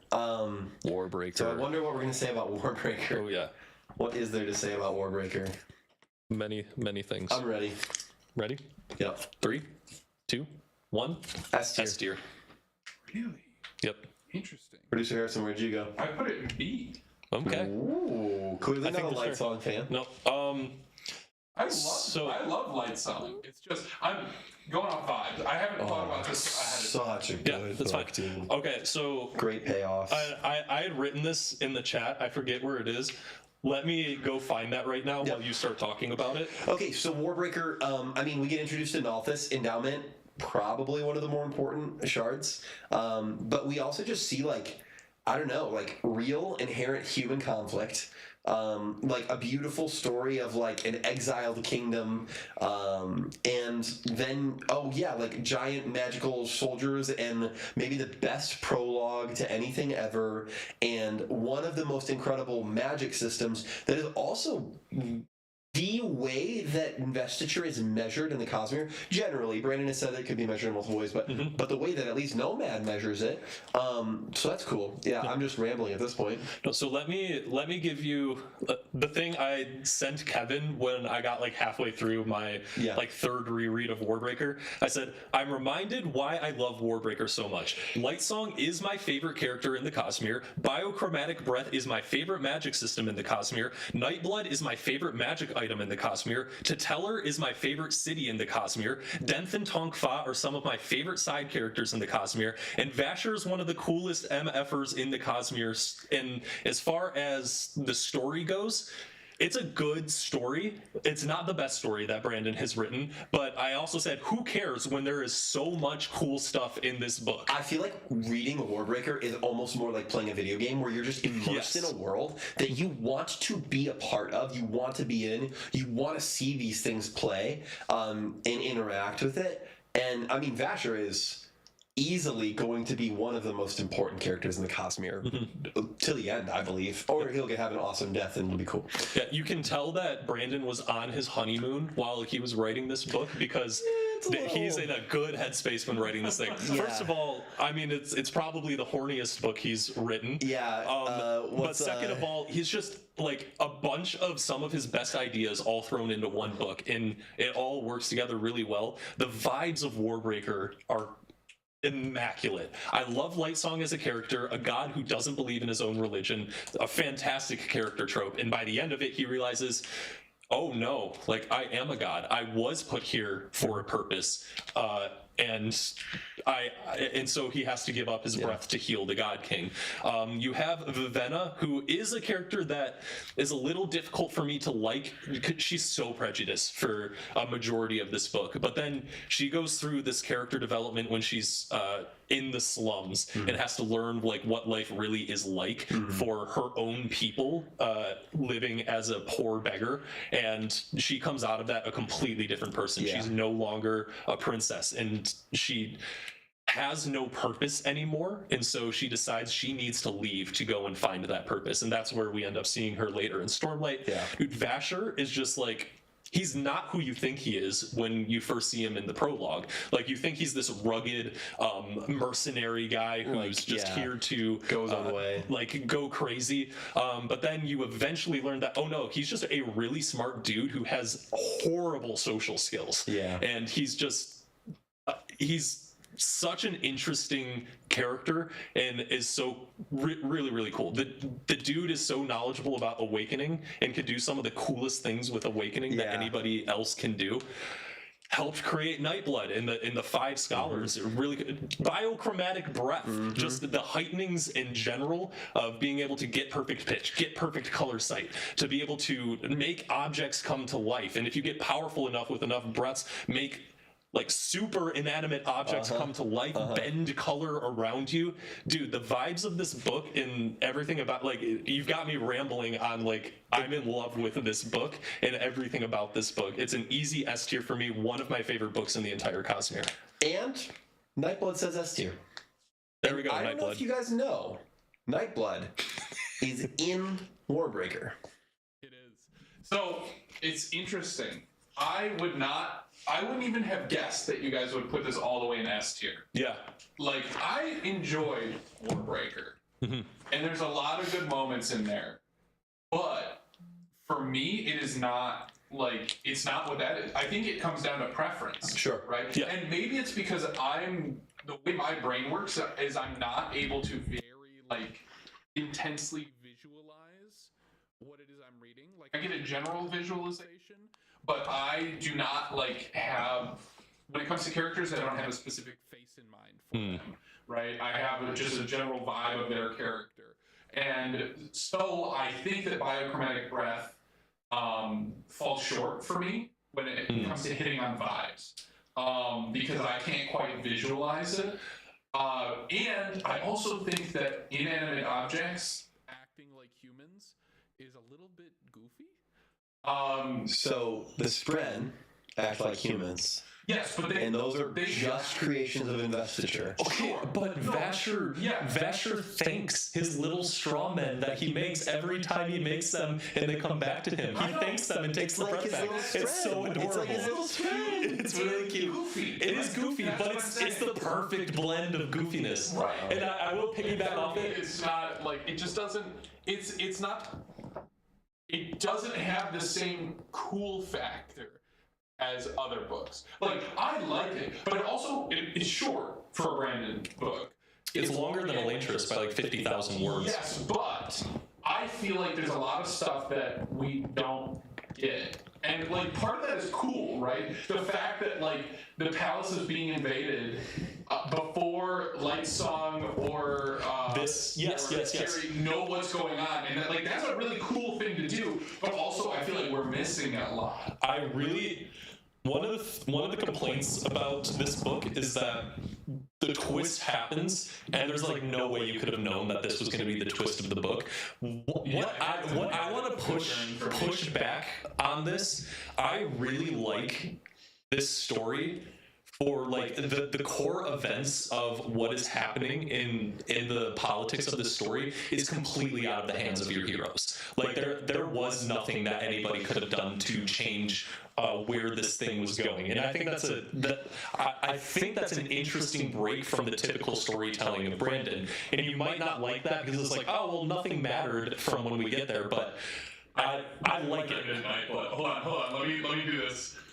Hey, Nightblood, I'm putting in Nest here. Like, I'm not arguing. Nightblood did drop in the Discord, the Cosmere Horizons Discord, that he is also following along with us on his own tier list. Unfortunately, he put Elantris Jack in S tier, which is correct, objectively correct.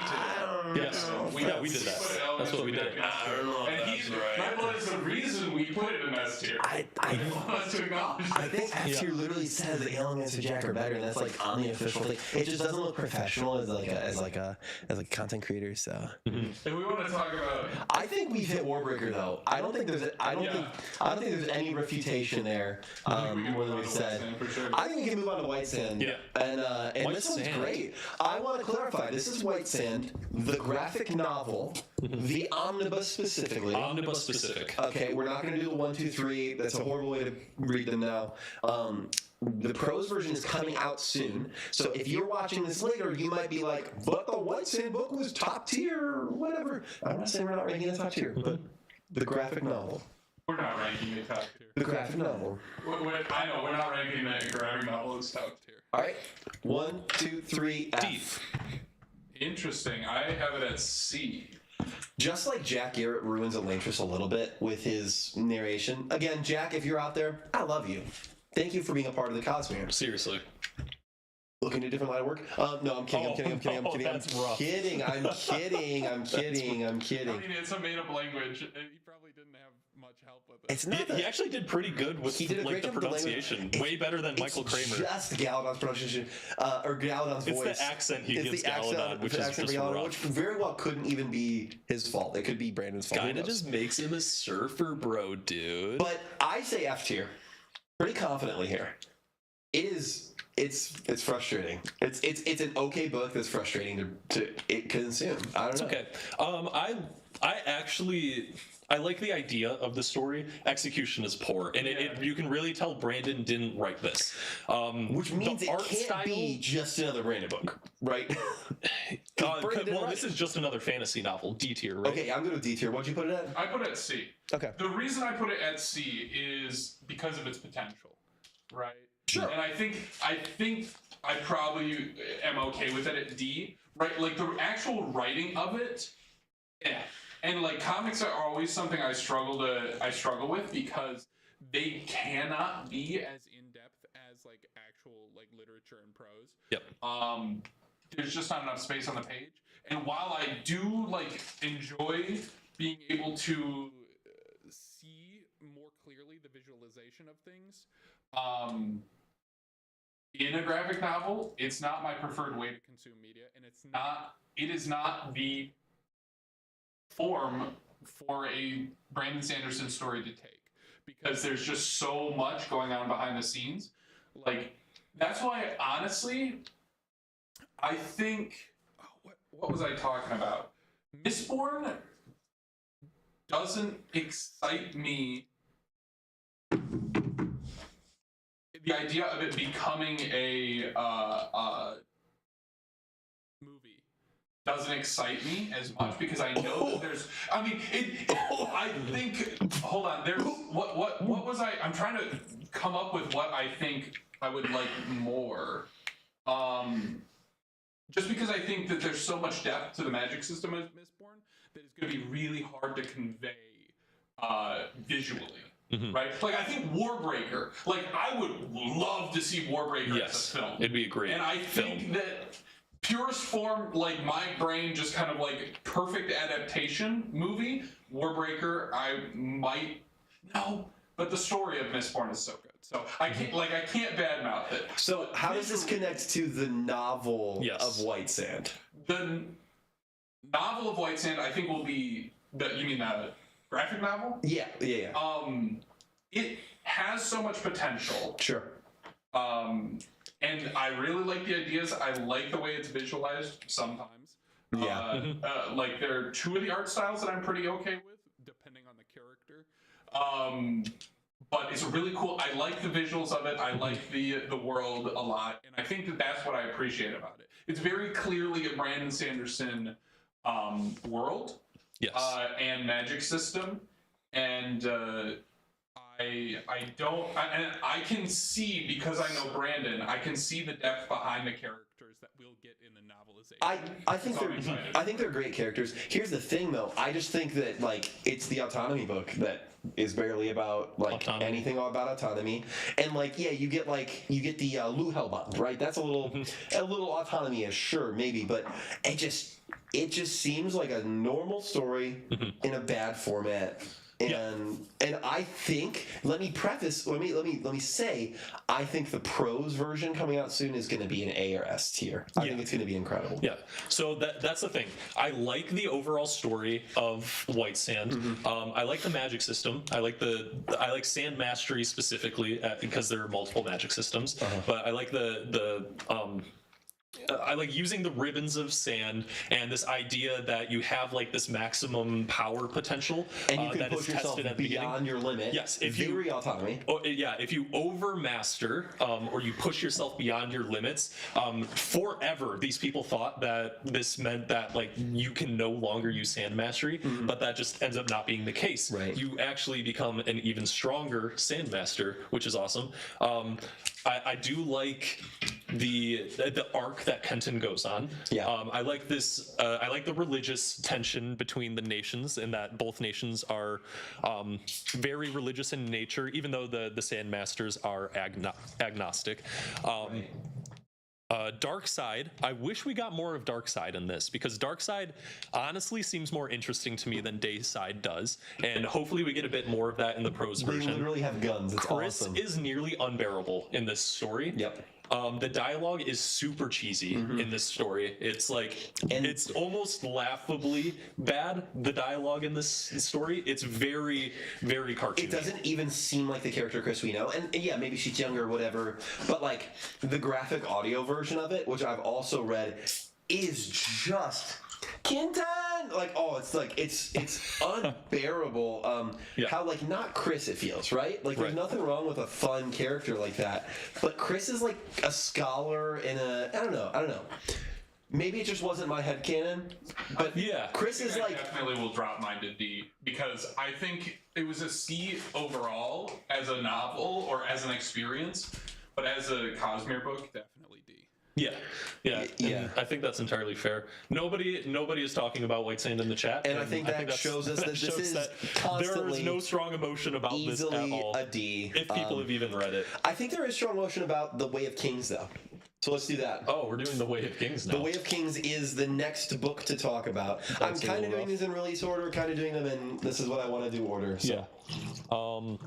What are we doing about The Way of Kings? Oh, I already know. I'm trying to think. The Way of Kings is an easy one for me. I'm gonna give it. Zach is gonna put The Way of Kings at F. Worse than Allomancer Jack. This book. That's really the question you have to answer with all of these. But do I love it enough? Do you love it as much as you love Broken Children? Yeah, because where am I going to put these other Stormlight books? We just need to rank if it's better or worse than Allomancer Jack, right? Well, Allomancer Jack is an S. I hate to rank it. Is it better or worse? Is it better than... Nothing's better than Allomancer Jack. If it's better than Allomancer Jack, it's an S. If it's worse than Allomancer Jack, it's an F. But there's nothing better than Allomancer There's nothing Jack. in between. Okay. All right, I'm confident. Yeah. Way of Kings. And this is kind of just going to be true. Zach, have you read The Way of Kings? Have I read The Way of Kings? Do you remember how you felt when you finish the Way of Kings. Like think about that's what I'm saying. Go on the vibes of the Way of Kings in isolation. Way of Kings was my first Cosmere book, and it was an instant hook for me. So you are allowed to base it off that. To put this, I was never a reader. Didn't love I read a lot growing up. Like I grew up. I read Harry Potter. I read Lord of the Rings. I mean I started reading with the stupid Ranger's Apprentice series. Okay, that's not a stupid series. It's a pretty good series actually. I read a lot growing up, and then I just did not read from after high school into college. The Way I of just Kings did not do revived you. anything. Way of Kings. Harrison actually recommended this to me. He was like I'm the reason this channel is the reason. He's the reason we put up with that Elantris bullcrap. I started listening to A Song of Ice and Fire because I was starting to watch Game of Thrones. And I wanted to read the differences. Yeah. It just felt interesting to me. Song of Ice and Fire, the books are really good. Let's not get into this here. But George R. R. Martin's trash. Dude, whoa. That's I think not true. there was a parrot in here or something. Harrison is the reason that I tried out, because I was asking, I was like, is this more like a political fantasy book? Kind of like A Song of Ice and Fire? Is it more of a high fantasy thing like Lord of the Rings? Is it? And I remember you specifically saying, yes, it's all of that. And that it kind of clicked in my mind. It's like, oh, that's possible. Like it can just be all of the best things. Yeah. All of the best things in one book. And so I read The Way of Kings, and dude, that Zeph chapter hooked me for life. And here we are. I will say you're breaking the rules because we're supposed to talk about the book after we rate it. Sorry. What am I giving it? I think you know what you have to give it after that speech. Brother. Now. Yeah. It's not a decision. 3, 2, 1, it's an A. Really? Yeah. It's S. I don't think it's the best. I don't think it's the best Stormlight book. It's not my favorite Stormlight book. This is the epitome of Chef's Kiss. Yes. This is the epitome of Chef's Kiss. Perfect. I cannot separate this book from my opinion of Stormlight as a whole. Mm-hmm. And that's fair. This book, to an extent, is Stormlight to me. As much as I love so many of the other books, it's so. Yeah, I saw that. That's awesome. Good opinion there, Caitlin. Yeah, nice, Caitlin. Okay. But yeah, this book is incredible, and I think that's not necessarily completely objective, but I think that's okay because the point of books is to make you feel something. Yeah, for sure. And so this book blew my mind, and then it is the start of the whole Cosmere journey. Well, for some.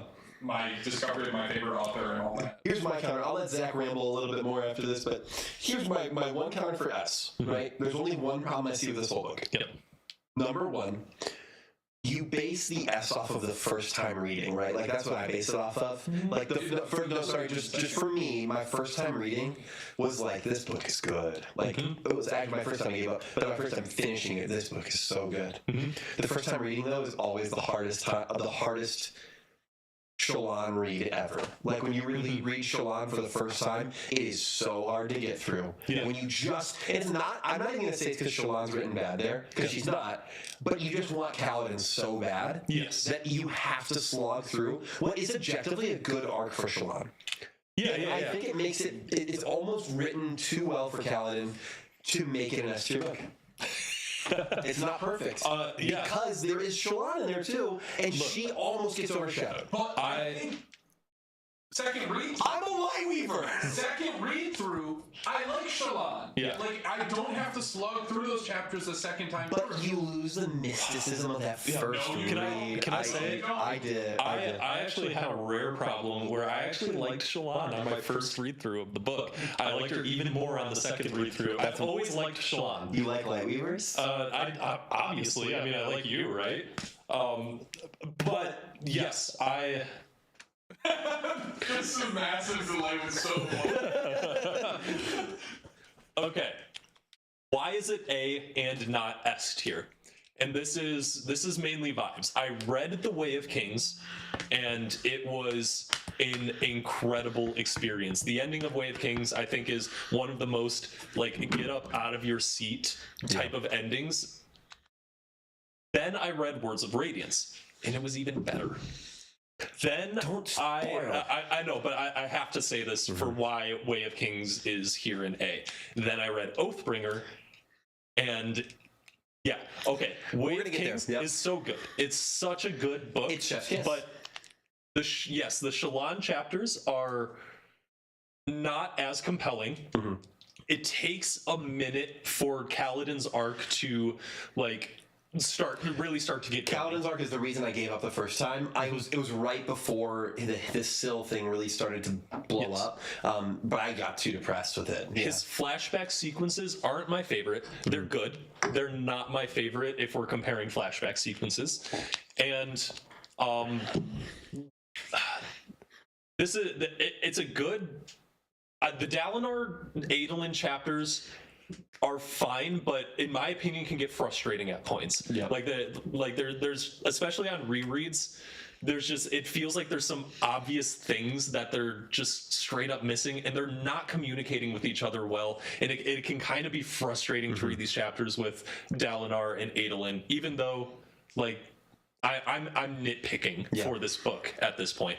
But I think it's important not just to throw every Stormlight Archive book in S. Yes. Yeah, so, that's what I'm doing here. Speaking of that, though... Unfortunately, even though Nightblood ranked this as S, Nightblood is not in this book. Not in this one. So we will get there, though. In fact, let's go to Words of Radiance. Let's go to Words of Radiance. Because I think there's enough to say about that one, too. Yes. So this one, solid A. Yeah, I would say solid A here. Yeah. I totally get the argument for S, 100%. But, yeah. But, yeah. Zach, you look like Hoyd on your shirt. Thank you, Grace. That's cool. Whoever that is. That's like crazy. That's not my wife. Hoyd's kind of hot. All right. 3, 2, 1, S tier. Yeah, it's S tier. I'm on board. So instead of arguing S tier for what is obviously an S tier book, how about everyone just says their favorite part of this book? Yeah. The freaking duel. Yeah. I mean, you can't pick with this book, dude. Yeah, there's the fixed sprawl. Yep. There's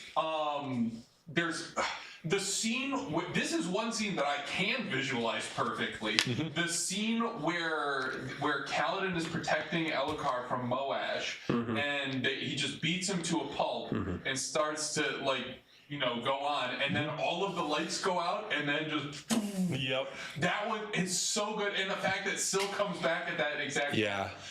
Reach forth thy hand. Yep. The Chasm Fiend. Kaladin solos a Chasm Fiend, but that's not even my favorite moment in the Chasms. My favorite moment is when he recognizes that Shallan gets it, and then smiles anyway. That is one of my favorite. Heartwarming. I can't pick what my favorite moment is. There is honor is dead, but I'll see what I can do. Yes, the single greatest, greatest quote, hands down, except for one in this same book. I am a stick. I am a stick is excellent. And that's my favorite part of this book. I am a stick. And I think we could talk about this book for hours and hours. I don't think we have that time, though. Kaladin descending from the sky, holding Dalinar. We have to kick Mac out of the whole channel. He says he hates the duel. He hates the duel. I'm sure you have your reasons for it. You can hate the duel, Mac, and we will respect you. Yes. But you cannot hate the quote, honor is dead, but I'll see what I can do. Yeah, and that is good writing. That is great writing. I'm curious to hear what you have to say about the duel, but it's one of the coolest moments in the entire Stormlight Archive, and that whole sequence was the thing that was it just separated the Stormlight Archive and Brandon Sanderson's writing from anything else I've read. It's just it was peak. Yeah, it was peak. It's not often the second book is better than the first. Yeah, and that's why, especially with Brandon. This is part of the reason The Way of the Kings is A, right? Is because this book has to be S. We were not this animated about Way of Kings. No, just outright. Way of Kings, like Max says, Way of Kings. You need the first book to get to the second, to the third, the fourth, to the fifth. You need to see it as a series. See, I am so hype about. So Way of Kings and Words of Radiance are the only two books that he's written that have both times I've read them given me goosebumps and made me cry. Right. There's only even, and this is also headspace, right? Because I was in. That's another thing. I was in vastly different headspaces and dealing with different things the first and second time I read those books. And yet both times major arcs of the characters correlated specifically to something that I was going through. Yeah. And I was like, oh man, this is, you just can't. That's the beauty of like 18 POV characters, all with like serious issues. But yeah, and I want to say, Nightblood, you said this is your favorite Cosmere book, but you also said that Well of Ascension is your favorite Cosmere book, and I'm getting. There's some conflicting information confused, here. But since Nightblood is in this book, it's an S tier, hands down. Let's move on to Oathbringer, because I think we have even more to say about this series, guys. Yeah, Oathbringer. Oh, Oathbringer. Yeah, this one's a no-brainer for Do I me. go D or F? All right, I'm ready. Yep. 3, 2, 1. S tier. S tier. S tier book. I'm going against the grain here, and I knew that this was the way this was going to go. I'm going to A tier. I'm telling you, opening the perpendicularity was so cool. You cannot have my pain. In that battle, seeing the way that Lift and Amaram's arcs and Kaladin's, like, I actually like Lift in this book, and Zeth's arc, and Venli showing up, and Ash and Taln, and all of these people coming together, and Downar's visions, and you cannot have my pain, and oh my gosh, he is just Downar's had the best arc in the series. Yeah, this is the pinnacle of it. Yeah, to me, this was the peak of the Stormlight Archive. 100%. Dalinar's arc through this is like the Stormlight Archive for me. I'm not the biggest Kaladin fan. I really like Kaladin, but he's again not someone I super resonated with or loved out of the gates like a lot of people do. Yeah. But I still really like Kaladin,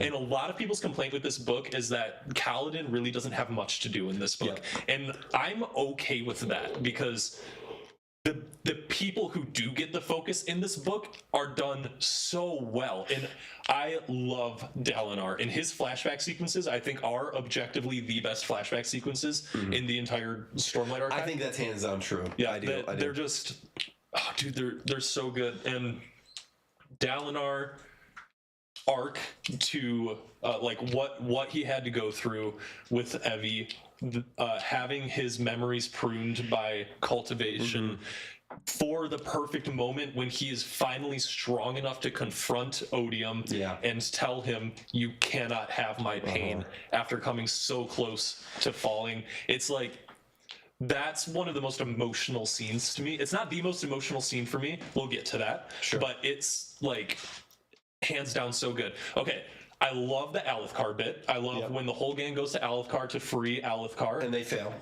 fail. We get the Unmade in this book. The cosmic horrors, and I love cosmic horror, Hessi's Mythica are given to us in this book, and it's some of the most interesting parts of the Cosmere to me. What else do we have in this? This is the Avengers Assemble, right? Yeah. Like you see the Thunderclasts attacking Thaylen City, and it's like Yasna and Renarin and you've got then Lift and Kaladin and Zeth, and everyone's just a part of it and doing their best, and their superpower, their surge binding is really starting to bloom, and you see them working together as the Knights Radiant for the first time in the and we get to see it all, because in later books we don't get to see it all. You're right. We don't get to see what it looks like, and Brandon gives us just a beautiful taste of what an Elsecaller and a Lightweaver, like Shallan making the armies again, and like using that thing she used with Ray Shafi. It's so the best cool. It's like the best final battle that Brandon has written, and it's so long. Like the actual final battle for it's like the battle it's a of whole section of the book. But it's incredible the whole way through. And I forgot about this. You get Zeth. Zeth, after learning that he was wrong, he's not truthless. They have returned, and now he has Nightblood, and Nightblood of course is a bonus to any story that he's in, and becoming a Skybreaker and having these interactions with Nail and realizing this guy's extremely talented. Just so good. There's not a part of this book that I don't like. That's why it's it might be my favorite book in the Cosmere. I just want to say that Nightblood is trying to gaslight us now, saying that he said, well, Ascension was his favorite Mistborn book. I think we should roll back the tape, but... It also says Oathbringer is A tier. So what are we going to do here? See, I was happy to vote A because I knew that you guys would argue S. Yeah. Right? And see, Oathbringer is weird because on paper it should be my favorite. And I love it. Yeah. But it didn't quite grab me the same way. Words of Radiance. I mean, even Way of Kings, Words of Radiance, and we'll get to it. I mean, Way of Kings and Words of Radiance are part one of the Stormlight Archive. Like, they conclude really well. Oathbringer is the transition It book. Starts part there's two. a massive shift. It might have just been my headspace when I read it. But to me, it didn't like. It's the one that took you multiple times to get through. Yeah, I had to try to read Oathbringer multiple times. And for whatever reason, like, even though it is so good, I didn't read it together. Like, I think maybe if I had read it in the same time frame as the first two, because what it was is I read the first two, and then I took a long break, and then I read the first two again, and then I took a pretty long break, and then I read Oathbringer finally, and then I read Rhythm, and then finally I read Way of Kings. I mean, Wind and Truth, yeah. Wind and Truth when it came out. But yeah, I mean, what do we think? Are we gonna break our rule and bump this S tier? I think it I feel deserves to bad. be an S tier. I feel bad. Personally, not. I feel bad for trying to gaslight Nightblood, and I have to say I feel like we don't have any honor as content creators if we're going to go against our word. That's fair. But at the same time, does Oathbringer go in A tier? That just feels at so the same time, sacrilegious to me. I'm not bonded to a spread of honor. So what are oaths? Oh man. Well, hey, Honor doesn't even keep all his oaths. Mac May really hates the cover art. I think the cover art, I have to agree. A tier, just because of the cover art. All right. I mean, we got Nightblood and I Mac. wanted this list to be something I'm not happy with, and if Oathbringer's going in A tier, Here's what I have to that's say. gonna do it. Here's what I have to say. Honor is dead, but I'll see what I can do. Versus you can't have my pain. I think Words of Radiance beats it out with just that. Just the best quote of the book. I definitely do think that. Also, the final battle of Words of Radiance, right? There are so many things in Words of Radiance. Like, Oathbringer, so good. Yeah. Flashbacks, so good. But there are... Elockar's arc.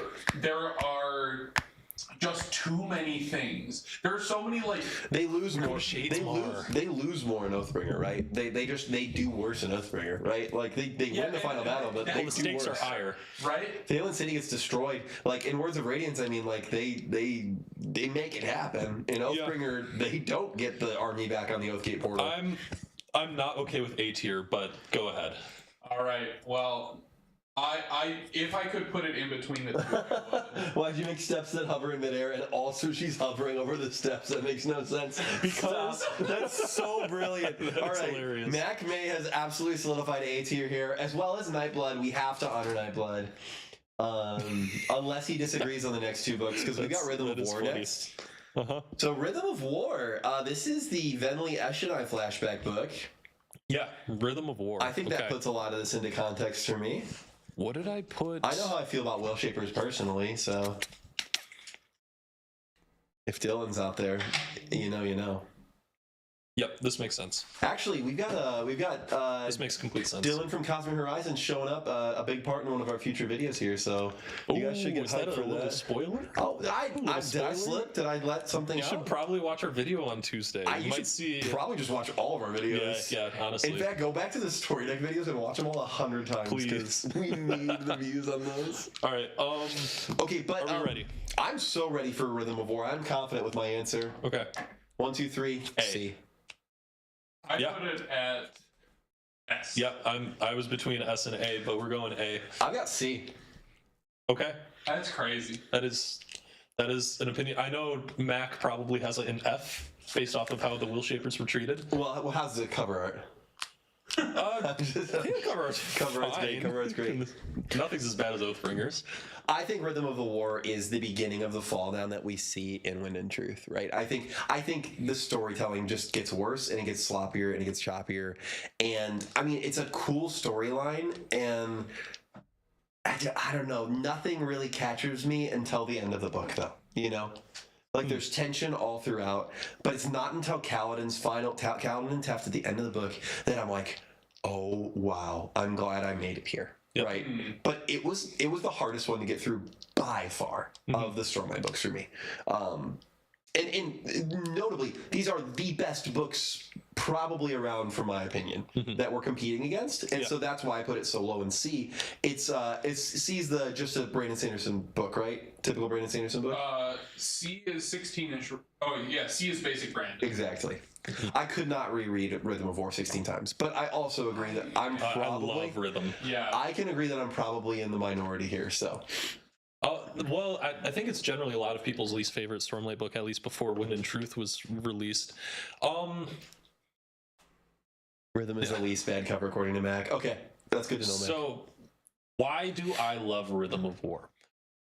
First of all, it is the only book in the entire Cosmere that has actually made me shed tears both times I've read it. Sure. That moment of Kaladin jumping from the top of the tower and having this vision of Tien given to him by the Stormfather through Dalinar, and just that I'm not enough, but you're enough for me, and just that whole sequence where Kaladin is at his absolute lowest and finally comes to that ideal that I will accept that there are those that I cannot protect, and that's the core of Kaladin's tensions throughout the whole time. Just being down on himself for the fact that he can't protect everyone. Right. That this is the core of Kaladin's character, and it's part of why I think there wasn't much to do with Kaladin after this point when we get into Wind and Truth, because this was Kaladin's core issue, and oh man, I get so emotionally riled up at that scene. It's so well done. Also, I'll just speed round through the things I really like about this book. Navani and Raboniel sequences, so fun. I love science, and I love the getting to learn more about the lights and how the actual mechanics of Stormlight and Surge Binding works. I really like that Adolin sequence in Lasting Integrity, going through the trial with Maya Lauren. Kaladin is just diehard in this movie. He's just assassinating singers left and right, trying to reawaken the sibling. There's so much to love about this book. Cannot stand Venli and Venli's flashback chapters. It's the only thing that holds me back from giving this an S tier book. But I really love this book. Here, pause real quick. Nightblood looks like Nightblood sent $1, so you know what that means. We get a pat for Grump. Pat Grump. For Grump. And Nightblood. Wait. You got a pat Grump. All right, toss it. The camera's malfunctioning. They patted Grump. I also patted. And Nightblood, I just want to let you know, in theory, this would be the exact same copy of Elantris from the movie, for the video. You guys are frozen. Hold on. I turned off the camera and turned it back on, but you guys are still frozen.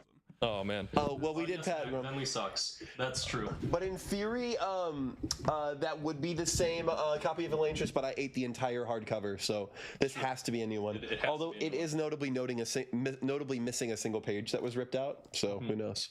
I should like this book less than Oathbringer, on paper. The same reason that Oathbringer should be S tier for me, this book should be, I think, A tier for me. Sure. But I love this book. There's so many moments in this book. I agree. The Venli Eshonai chapters, those are the worst flashbacks in the series. Yeah, and Venli still sucks to this point. I just want to clarify that. She's not good. She continues to suck. Yeah. She's fine, but there's nothing about her. She's just actively a bad person. The wrong sister died. And Mac is so right about this. Goes through the Will Shaper ideals reluctantly and for the wrong reasons. Yep. Yeah. And it's just kind of because those Spren are desperate. Yes. Timbre is desperate, right? You mean Timber? Not Timber. You mean Timber? It is Timbre. Everyone, please pronounce it. Why wouldn't it be Timber? Because it is a musical word. I believe in Michael Kramer. In reference to Timbre. the word timbre, as in the quality of sound. I think timber is a wood spread. Frozen. It is not in reference to logs and wood meant for. Okay, can I just say one thing? One thing to let you guys know why this is a C tier for me. Because everything you guys talked about, like not everything, but a lot of the things that were the best for you was the destination. The journey just wasn't as fun. Hey, I didn't get to my point where Adolin in this book. Yeah. Whew, Yep. Adolin in this book. Yeah. Well, first of all, because this is the whole book where Shallan and Adolin are traipsing through Shadesmar. Yep, they're going to Lasting Integrity, yep. Really, this is the most interested I've ever been in a Shallan arc. Sure. Really engaged in that. I love that. And her trying to figure out the spy and trying to figure out herself and all that. That's really cool. Yeah. But then Adolin, one, saving Notum, that is one of my favorite scenes. That's like, to me, that's on par with the fixed duel, I think. Yeah. It's so good. And it's just him. in the truth too, which is amazing. Yeah. And then I mean, it paid off in Rhythm of War. Yeah. Because there's that moment. That's another, like, that is maybe even, it's very close to Honor is Dead. But the honor is alive so long as he lives in the hearts of men. Yeah. Is such a good quote. And I love that moment too, because that's Adolin going into this place and convincing the Spren to change their minds. And it's, I mean, which led into a whole big, Spren can change their minds? Like, what's this about? Which is a big drop. Not to mention, Kaladin's fight with the Pursuer might be the most Himmadin Himblessed we've ever seen. Yep. Strong Himmadin It's Himblessed. so good, especially energy. because he's at his emotional, well, almost at his emotional lowest. Yeah. When he goes into that fight, and he's just unstoppable. Yeah. Unstoppable. Yeah, I don't know. I think you need to reread this one, Kevin. I think, no, I mean, I will absolutely reread it. I just, yeah, all the things you guys are saying are great. I just don't see the appeal that the first three books have in this book. And I do think that this is kind of like, I think this is the build-up for Adolin, and I think it's the deceleration, the crescendo for the rest of the people. Like, this is the end of the Kaladin arc, like you said. Yeah. It's great, but I don't know. It's my third favorite Stormlight book, right? Like it's still in the bottom half of my. Yeah. Well, and I think I'm good putting it in an A. Yeah. Yeah, What do you I guys think A. All right, Rhythm of War. All right, before we move on, do you guys want to help me see if I can actually reset your camera somehow? Because Yeah. it's frozen in OBS. Let's see. I don't know how that works, so you go ahead. Wizard. Okay, so we're gonna move on to Wind and Truth. I will continue to yap while they are fixing things. Another thing about Rhythm of War that we're gonna talk about when we get to Wind and Truth. I loved everything that's set up in Rhythm of War. So the way that we learn about Warlight, this mixture of Honor's Light and Odium's Light, how they're not actually opposites, but they create this new light. We learn more about Ba-Ado Mishram and how the Ghost Bloods are after her. Shallan becomes interested in her, and obviously in her quest to thwart the Ghost Bloods, decides that she needs to go find her first. I was so excited for Ba-Ado Mishram. The setup of, I mean, we didn't even talk about Teravangian and his ascension to becoming Odium. That whole thing was like, that was one of the most throw my book down moments. Not really, because I'm an audiobook listener, but the throw my book down moments of the entire Cosmere, I should say. I did not see it coming, and I should have seen it coming, but Teravangian using Nightblood to kill Raze and take on the Shard of Odium it's just pure horror, man. Okay, wait. I have something to say to that though. Yeah. Because the whole stinking contract thing. You know how we feel about that. Yes. B, here's the thing about what was I going to say about Terravangian? Oh, I just lost my train of thought. I don't remember. Never mind. I just no, I lost it again. Maybe I'll remember why I hate Oathbringer. I mean, yeah, that moment though, you're totally right. Terravangian becoming Odium. It's pretty crazy. We exist in the same room. Yeah, but that I texted you when that happened. Yeah, that was crazy. I think I was on a plane, and I was like, "What?" I had to stand up and go to the bathroom because I just needed to pace. Yes. But I texted you, and I was like, "We cannot get rid of this guy. Like, he is eternal." And I really like Terravangian as a character. But yeah, like we might be stuck with just staring at my. I got one more idea. That's frustrating. I don't know. Got one more idea. Are we gonna switch cameras real quick? Nope. Different connection. Dang. Oh no, same connection. Sorry about the technical difficulties, guys. We are new to this, and Nightblood, your $1 is gonna go a long way. Yes, it's gonna solve all our problems. Okay, can you go back to this camera? Yeah, let's try it. I'm still frozen on that frame. I think it might be in OBS that we're running into the issue. Yeah, Mac doesn't particularly like Stormlight all that much, and Mac is awesome. So right. Yeah, I can't say I understand it, but I respect you as a person, and that is a fine opinion. It's just an OBS issue, though. I've also for sure. I've also met people that just don't like Stormlight, right? Like, I guess you guys have to come and stand and lean over my shoulders the entire time. Are we just not gonna get it? There's no chance. Yeah, OBS is broken. So. All right. Well, I guess we can stay on. Do we all? Harrison, do you want to just move the? Yeah, let me just turn this webcam so you guys are more important than me. Is there any slack on the? Yeah, let me do that. We're gonna do some technical difficulties. Okay, but yeah, let's move on to our Wind and Truth rankings. Yes. Yeah. We're running low. Highly anticipated. Let's just call these one out, since we don't have visuals anyway. So I know what I'm gonna vote for. Are you guys ready? Okay. So for me, or Zach, you wanna go first? Yeah, you have the mic in front of you. Give my ranking for Wind and Truth. I am going to give this a.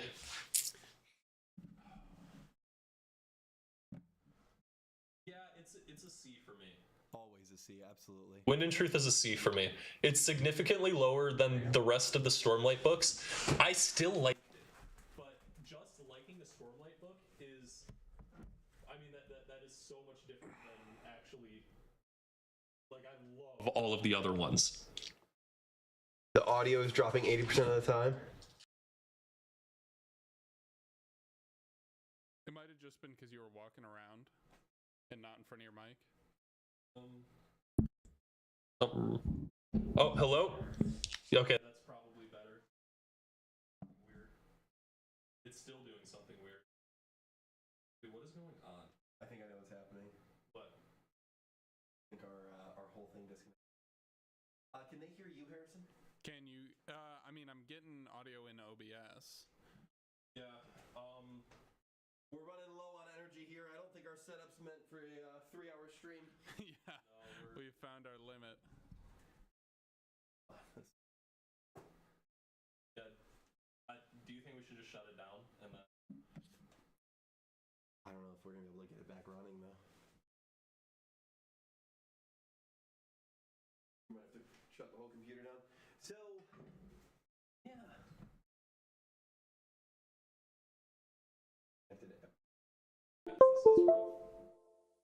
We should still have producer Harrison all across the board. Yeah. Well, it's pointed at you guys now. You are on camera, just so you know, Zach. It's fine. Okay, mics look like they're back on. Re-enable your mic. All right. Check our camera. The primary one. Microphone's just not connecting. I'm not getting anything from Zach. Oh, it's not connecting again. Oh, now I'm getting something from Kevin and Zach. All right. Yep. Okay. They're back online. Audio should be back online. Oh, they're back offline. Yeah, that's weird. All right, let's just go from the producer side. Yep. We'll come back Yeah. there. We're gonna finish this up real quick. Yeah. All right, speed round. Speed round. All right, hopefully you guys can hear us. This is. Here, All right. It's okay. You guys got some hours of good content. yeah, we got a few, and then a few hours of garbage content. All right, for so- a few minutes. We're not professionals. We're going to speed run this. Boom. Wind and Truth. 1, 2, 3. C. I would go B. I know that's weird, but I'd go B. You did seem to like Wind and Truth more than we did. Yeah, I Truth think was a there's great more book. to it. It definitely did fall below my expectations. Would you read it 16 times? I would. That's an exaggeration, but I would reread it as many times as I would reread any Stormlight, any Cosmere book. Yeah. So For me, we'll put that. it had great moments. Aeolin was the best part. It was also the hardest Stormlight Archive book to get through. Yeah, I mean, I agree with that. You said that about Rhythm of War, that was... Well, I said Rhythm of War was leading into why Wind and Truth was even worse. So we're putting this B or C. I think it's a confident C for It's me. a C. Yeah, let's put Wind and Truth in C. I like the book. I like a lot of what happened. It was the most disappointing Stormlight book that I read. I that's really not the one we liked want. the direction that Rhythm of War was taking things, and I felt like Wind and Truth just introduced a bunch of new stuff that didn't really get resolved. There's just so many directions that Wind and Truth took the story that I just wasn't a big fan of. Warlight ended up really not mattering at all. Mishram was Not yet. Yeah, not yet, but it was such a big reveal in Rhythm of War. This mic is also Fun. Cool. I just Yeah. should let you know. I'm sorry. Thank you. Thank you. Well, we'll figure them out a lot more for next time. Let's just rank the rest of these. Boom. Real All quick, right. even if you can't hear us. So, Alloy of Law. I'm going S. For Alloy of Law? Yeah. Alloy of Law is an A tier book for me. I'm good with A tier. Okay. We'll go Alloy of Law A tier. Shadows of Self is a B to me. Shadows of Self is C tier for me. I think that's C for me as C's well. good with me, 100%. 100%. It's worse than the rest. Yeah. Bands of Mourning, I would put back to B or A. Bands of Mourning, I love. This is an A tier book for me. Okay. What do you think, Harrison? I think I'm gonna go B. Okay, Or, so yeah, I'm gonna. it's a B tier. I'm gonna go. Because I think then we get to Lost Metal. You know what? I think did I say S for me or Yeah. A for Alloy? You said S. I think yeah. And then yeah. Lost Metal, I think Metal. that's an S. For me, it's A. Lost Metal is gonna go. Ooh. That's the end of the Wayne arc. What is it? Yeah, it's got to be an A tier for me. A is good, yep. Yeah. Okay, Yumi and the Nightmare Painter. Interesting. Yumi, I love this book. It is my favorite secret project. It's- Spoiler alert. I hate to say it, my least favorite secret project. Interesting.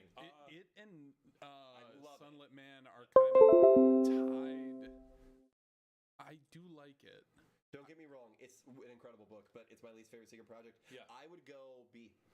You would go B. I have to go A with it. I think I'm also gonna go B. Okay. Then B it goes. B seems good. It's an A That's book going to be for a me. controversial. I think a lot of people Yeah. love that. I like it a lot, but it doesn't hit me. I think Sunlit Man is in same dead on in the B tier right there. Yeah, I would go B with Sunlit Man. Interesting. I Great like it story, less. so much cool stuff. I think But it's hardest to read, I think. I think I would go A with Sunlit, but I like I love B what's for it. happening. Sometimes it's hard to get to there though. And then Yeah. Tress of the Emerald Sea, I am gonna out of pocket say S tier. I think it is one of the most readable and approachable Cosmere books. It's so which good. makes it's perfect. There's nothing you could do better about Tress. Yeah. We touch on the Eerie Alley. We touch on all these things. We get Rihanna flashback. Hoyd becomes undumb. It's awesome. It's just a perfect book in my opinion. Tress is good. I'm like 80% through a reread on it. It meanders a lot in the middle that I've But noticed. I think the meandering is part of its charm. No, it's very very charming. That's kind of like that but shippy, piratey, in my Pirates of the opinion, Caribbean-y kind of it loses its charm on the second read through. That's the only thing with it. Like I loved it on my first read through. I don't like it as much on my next read through with the prose that we get through Hoyt. And it's good. It's still fun. It's just the jokes don't land as much again for me. And I think the story meanders a little bit too much. I'd give it B tier. In the same tier as Sunlit Man. I'm gonna even it out and say A. I think A is fair for that And I book. think we'll land it there. Okay. Yeah. And that is it for our stream. Abbreviated stream. Sorry for our falling apart. We gave you guys a good 2.75 hours of our. I hope you can hear us now, even. Yeah, but yeah, thanks for coming to this. Don't take this list seriously because we did not take it seriously. We will be posting it online with our social security numbers and addresses. So, until next time. Colo. Colo?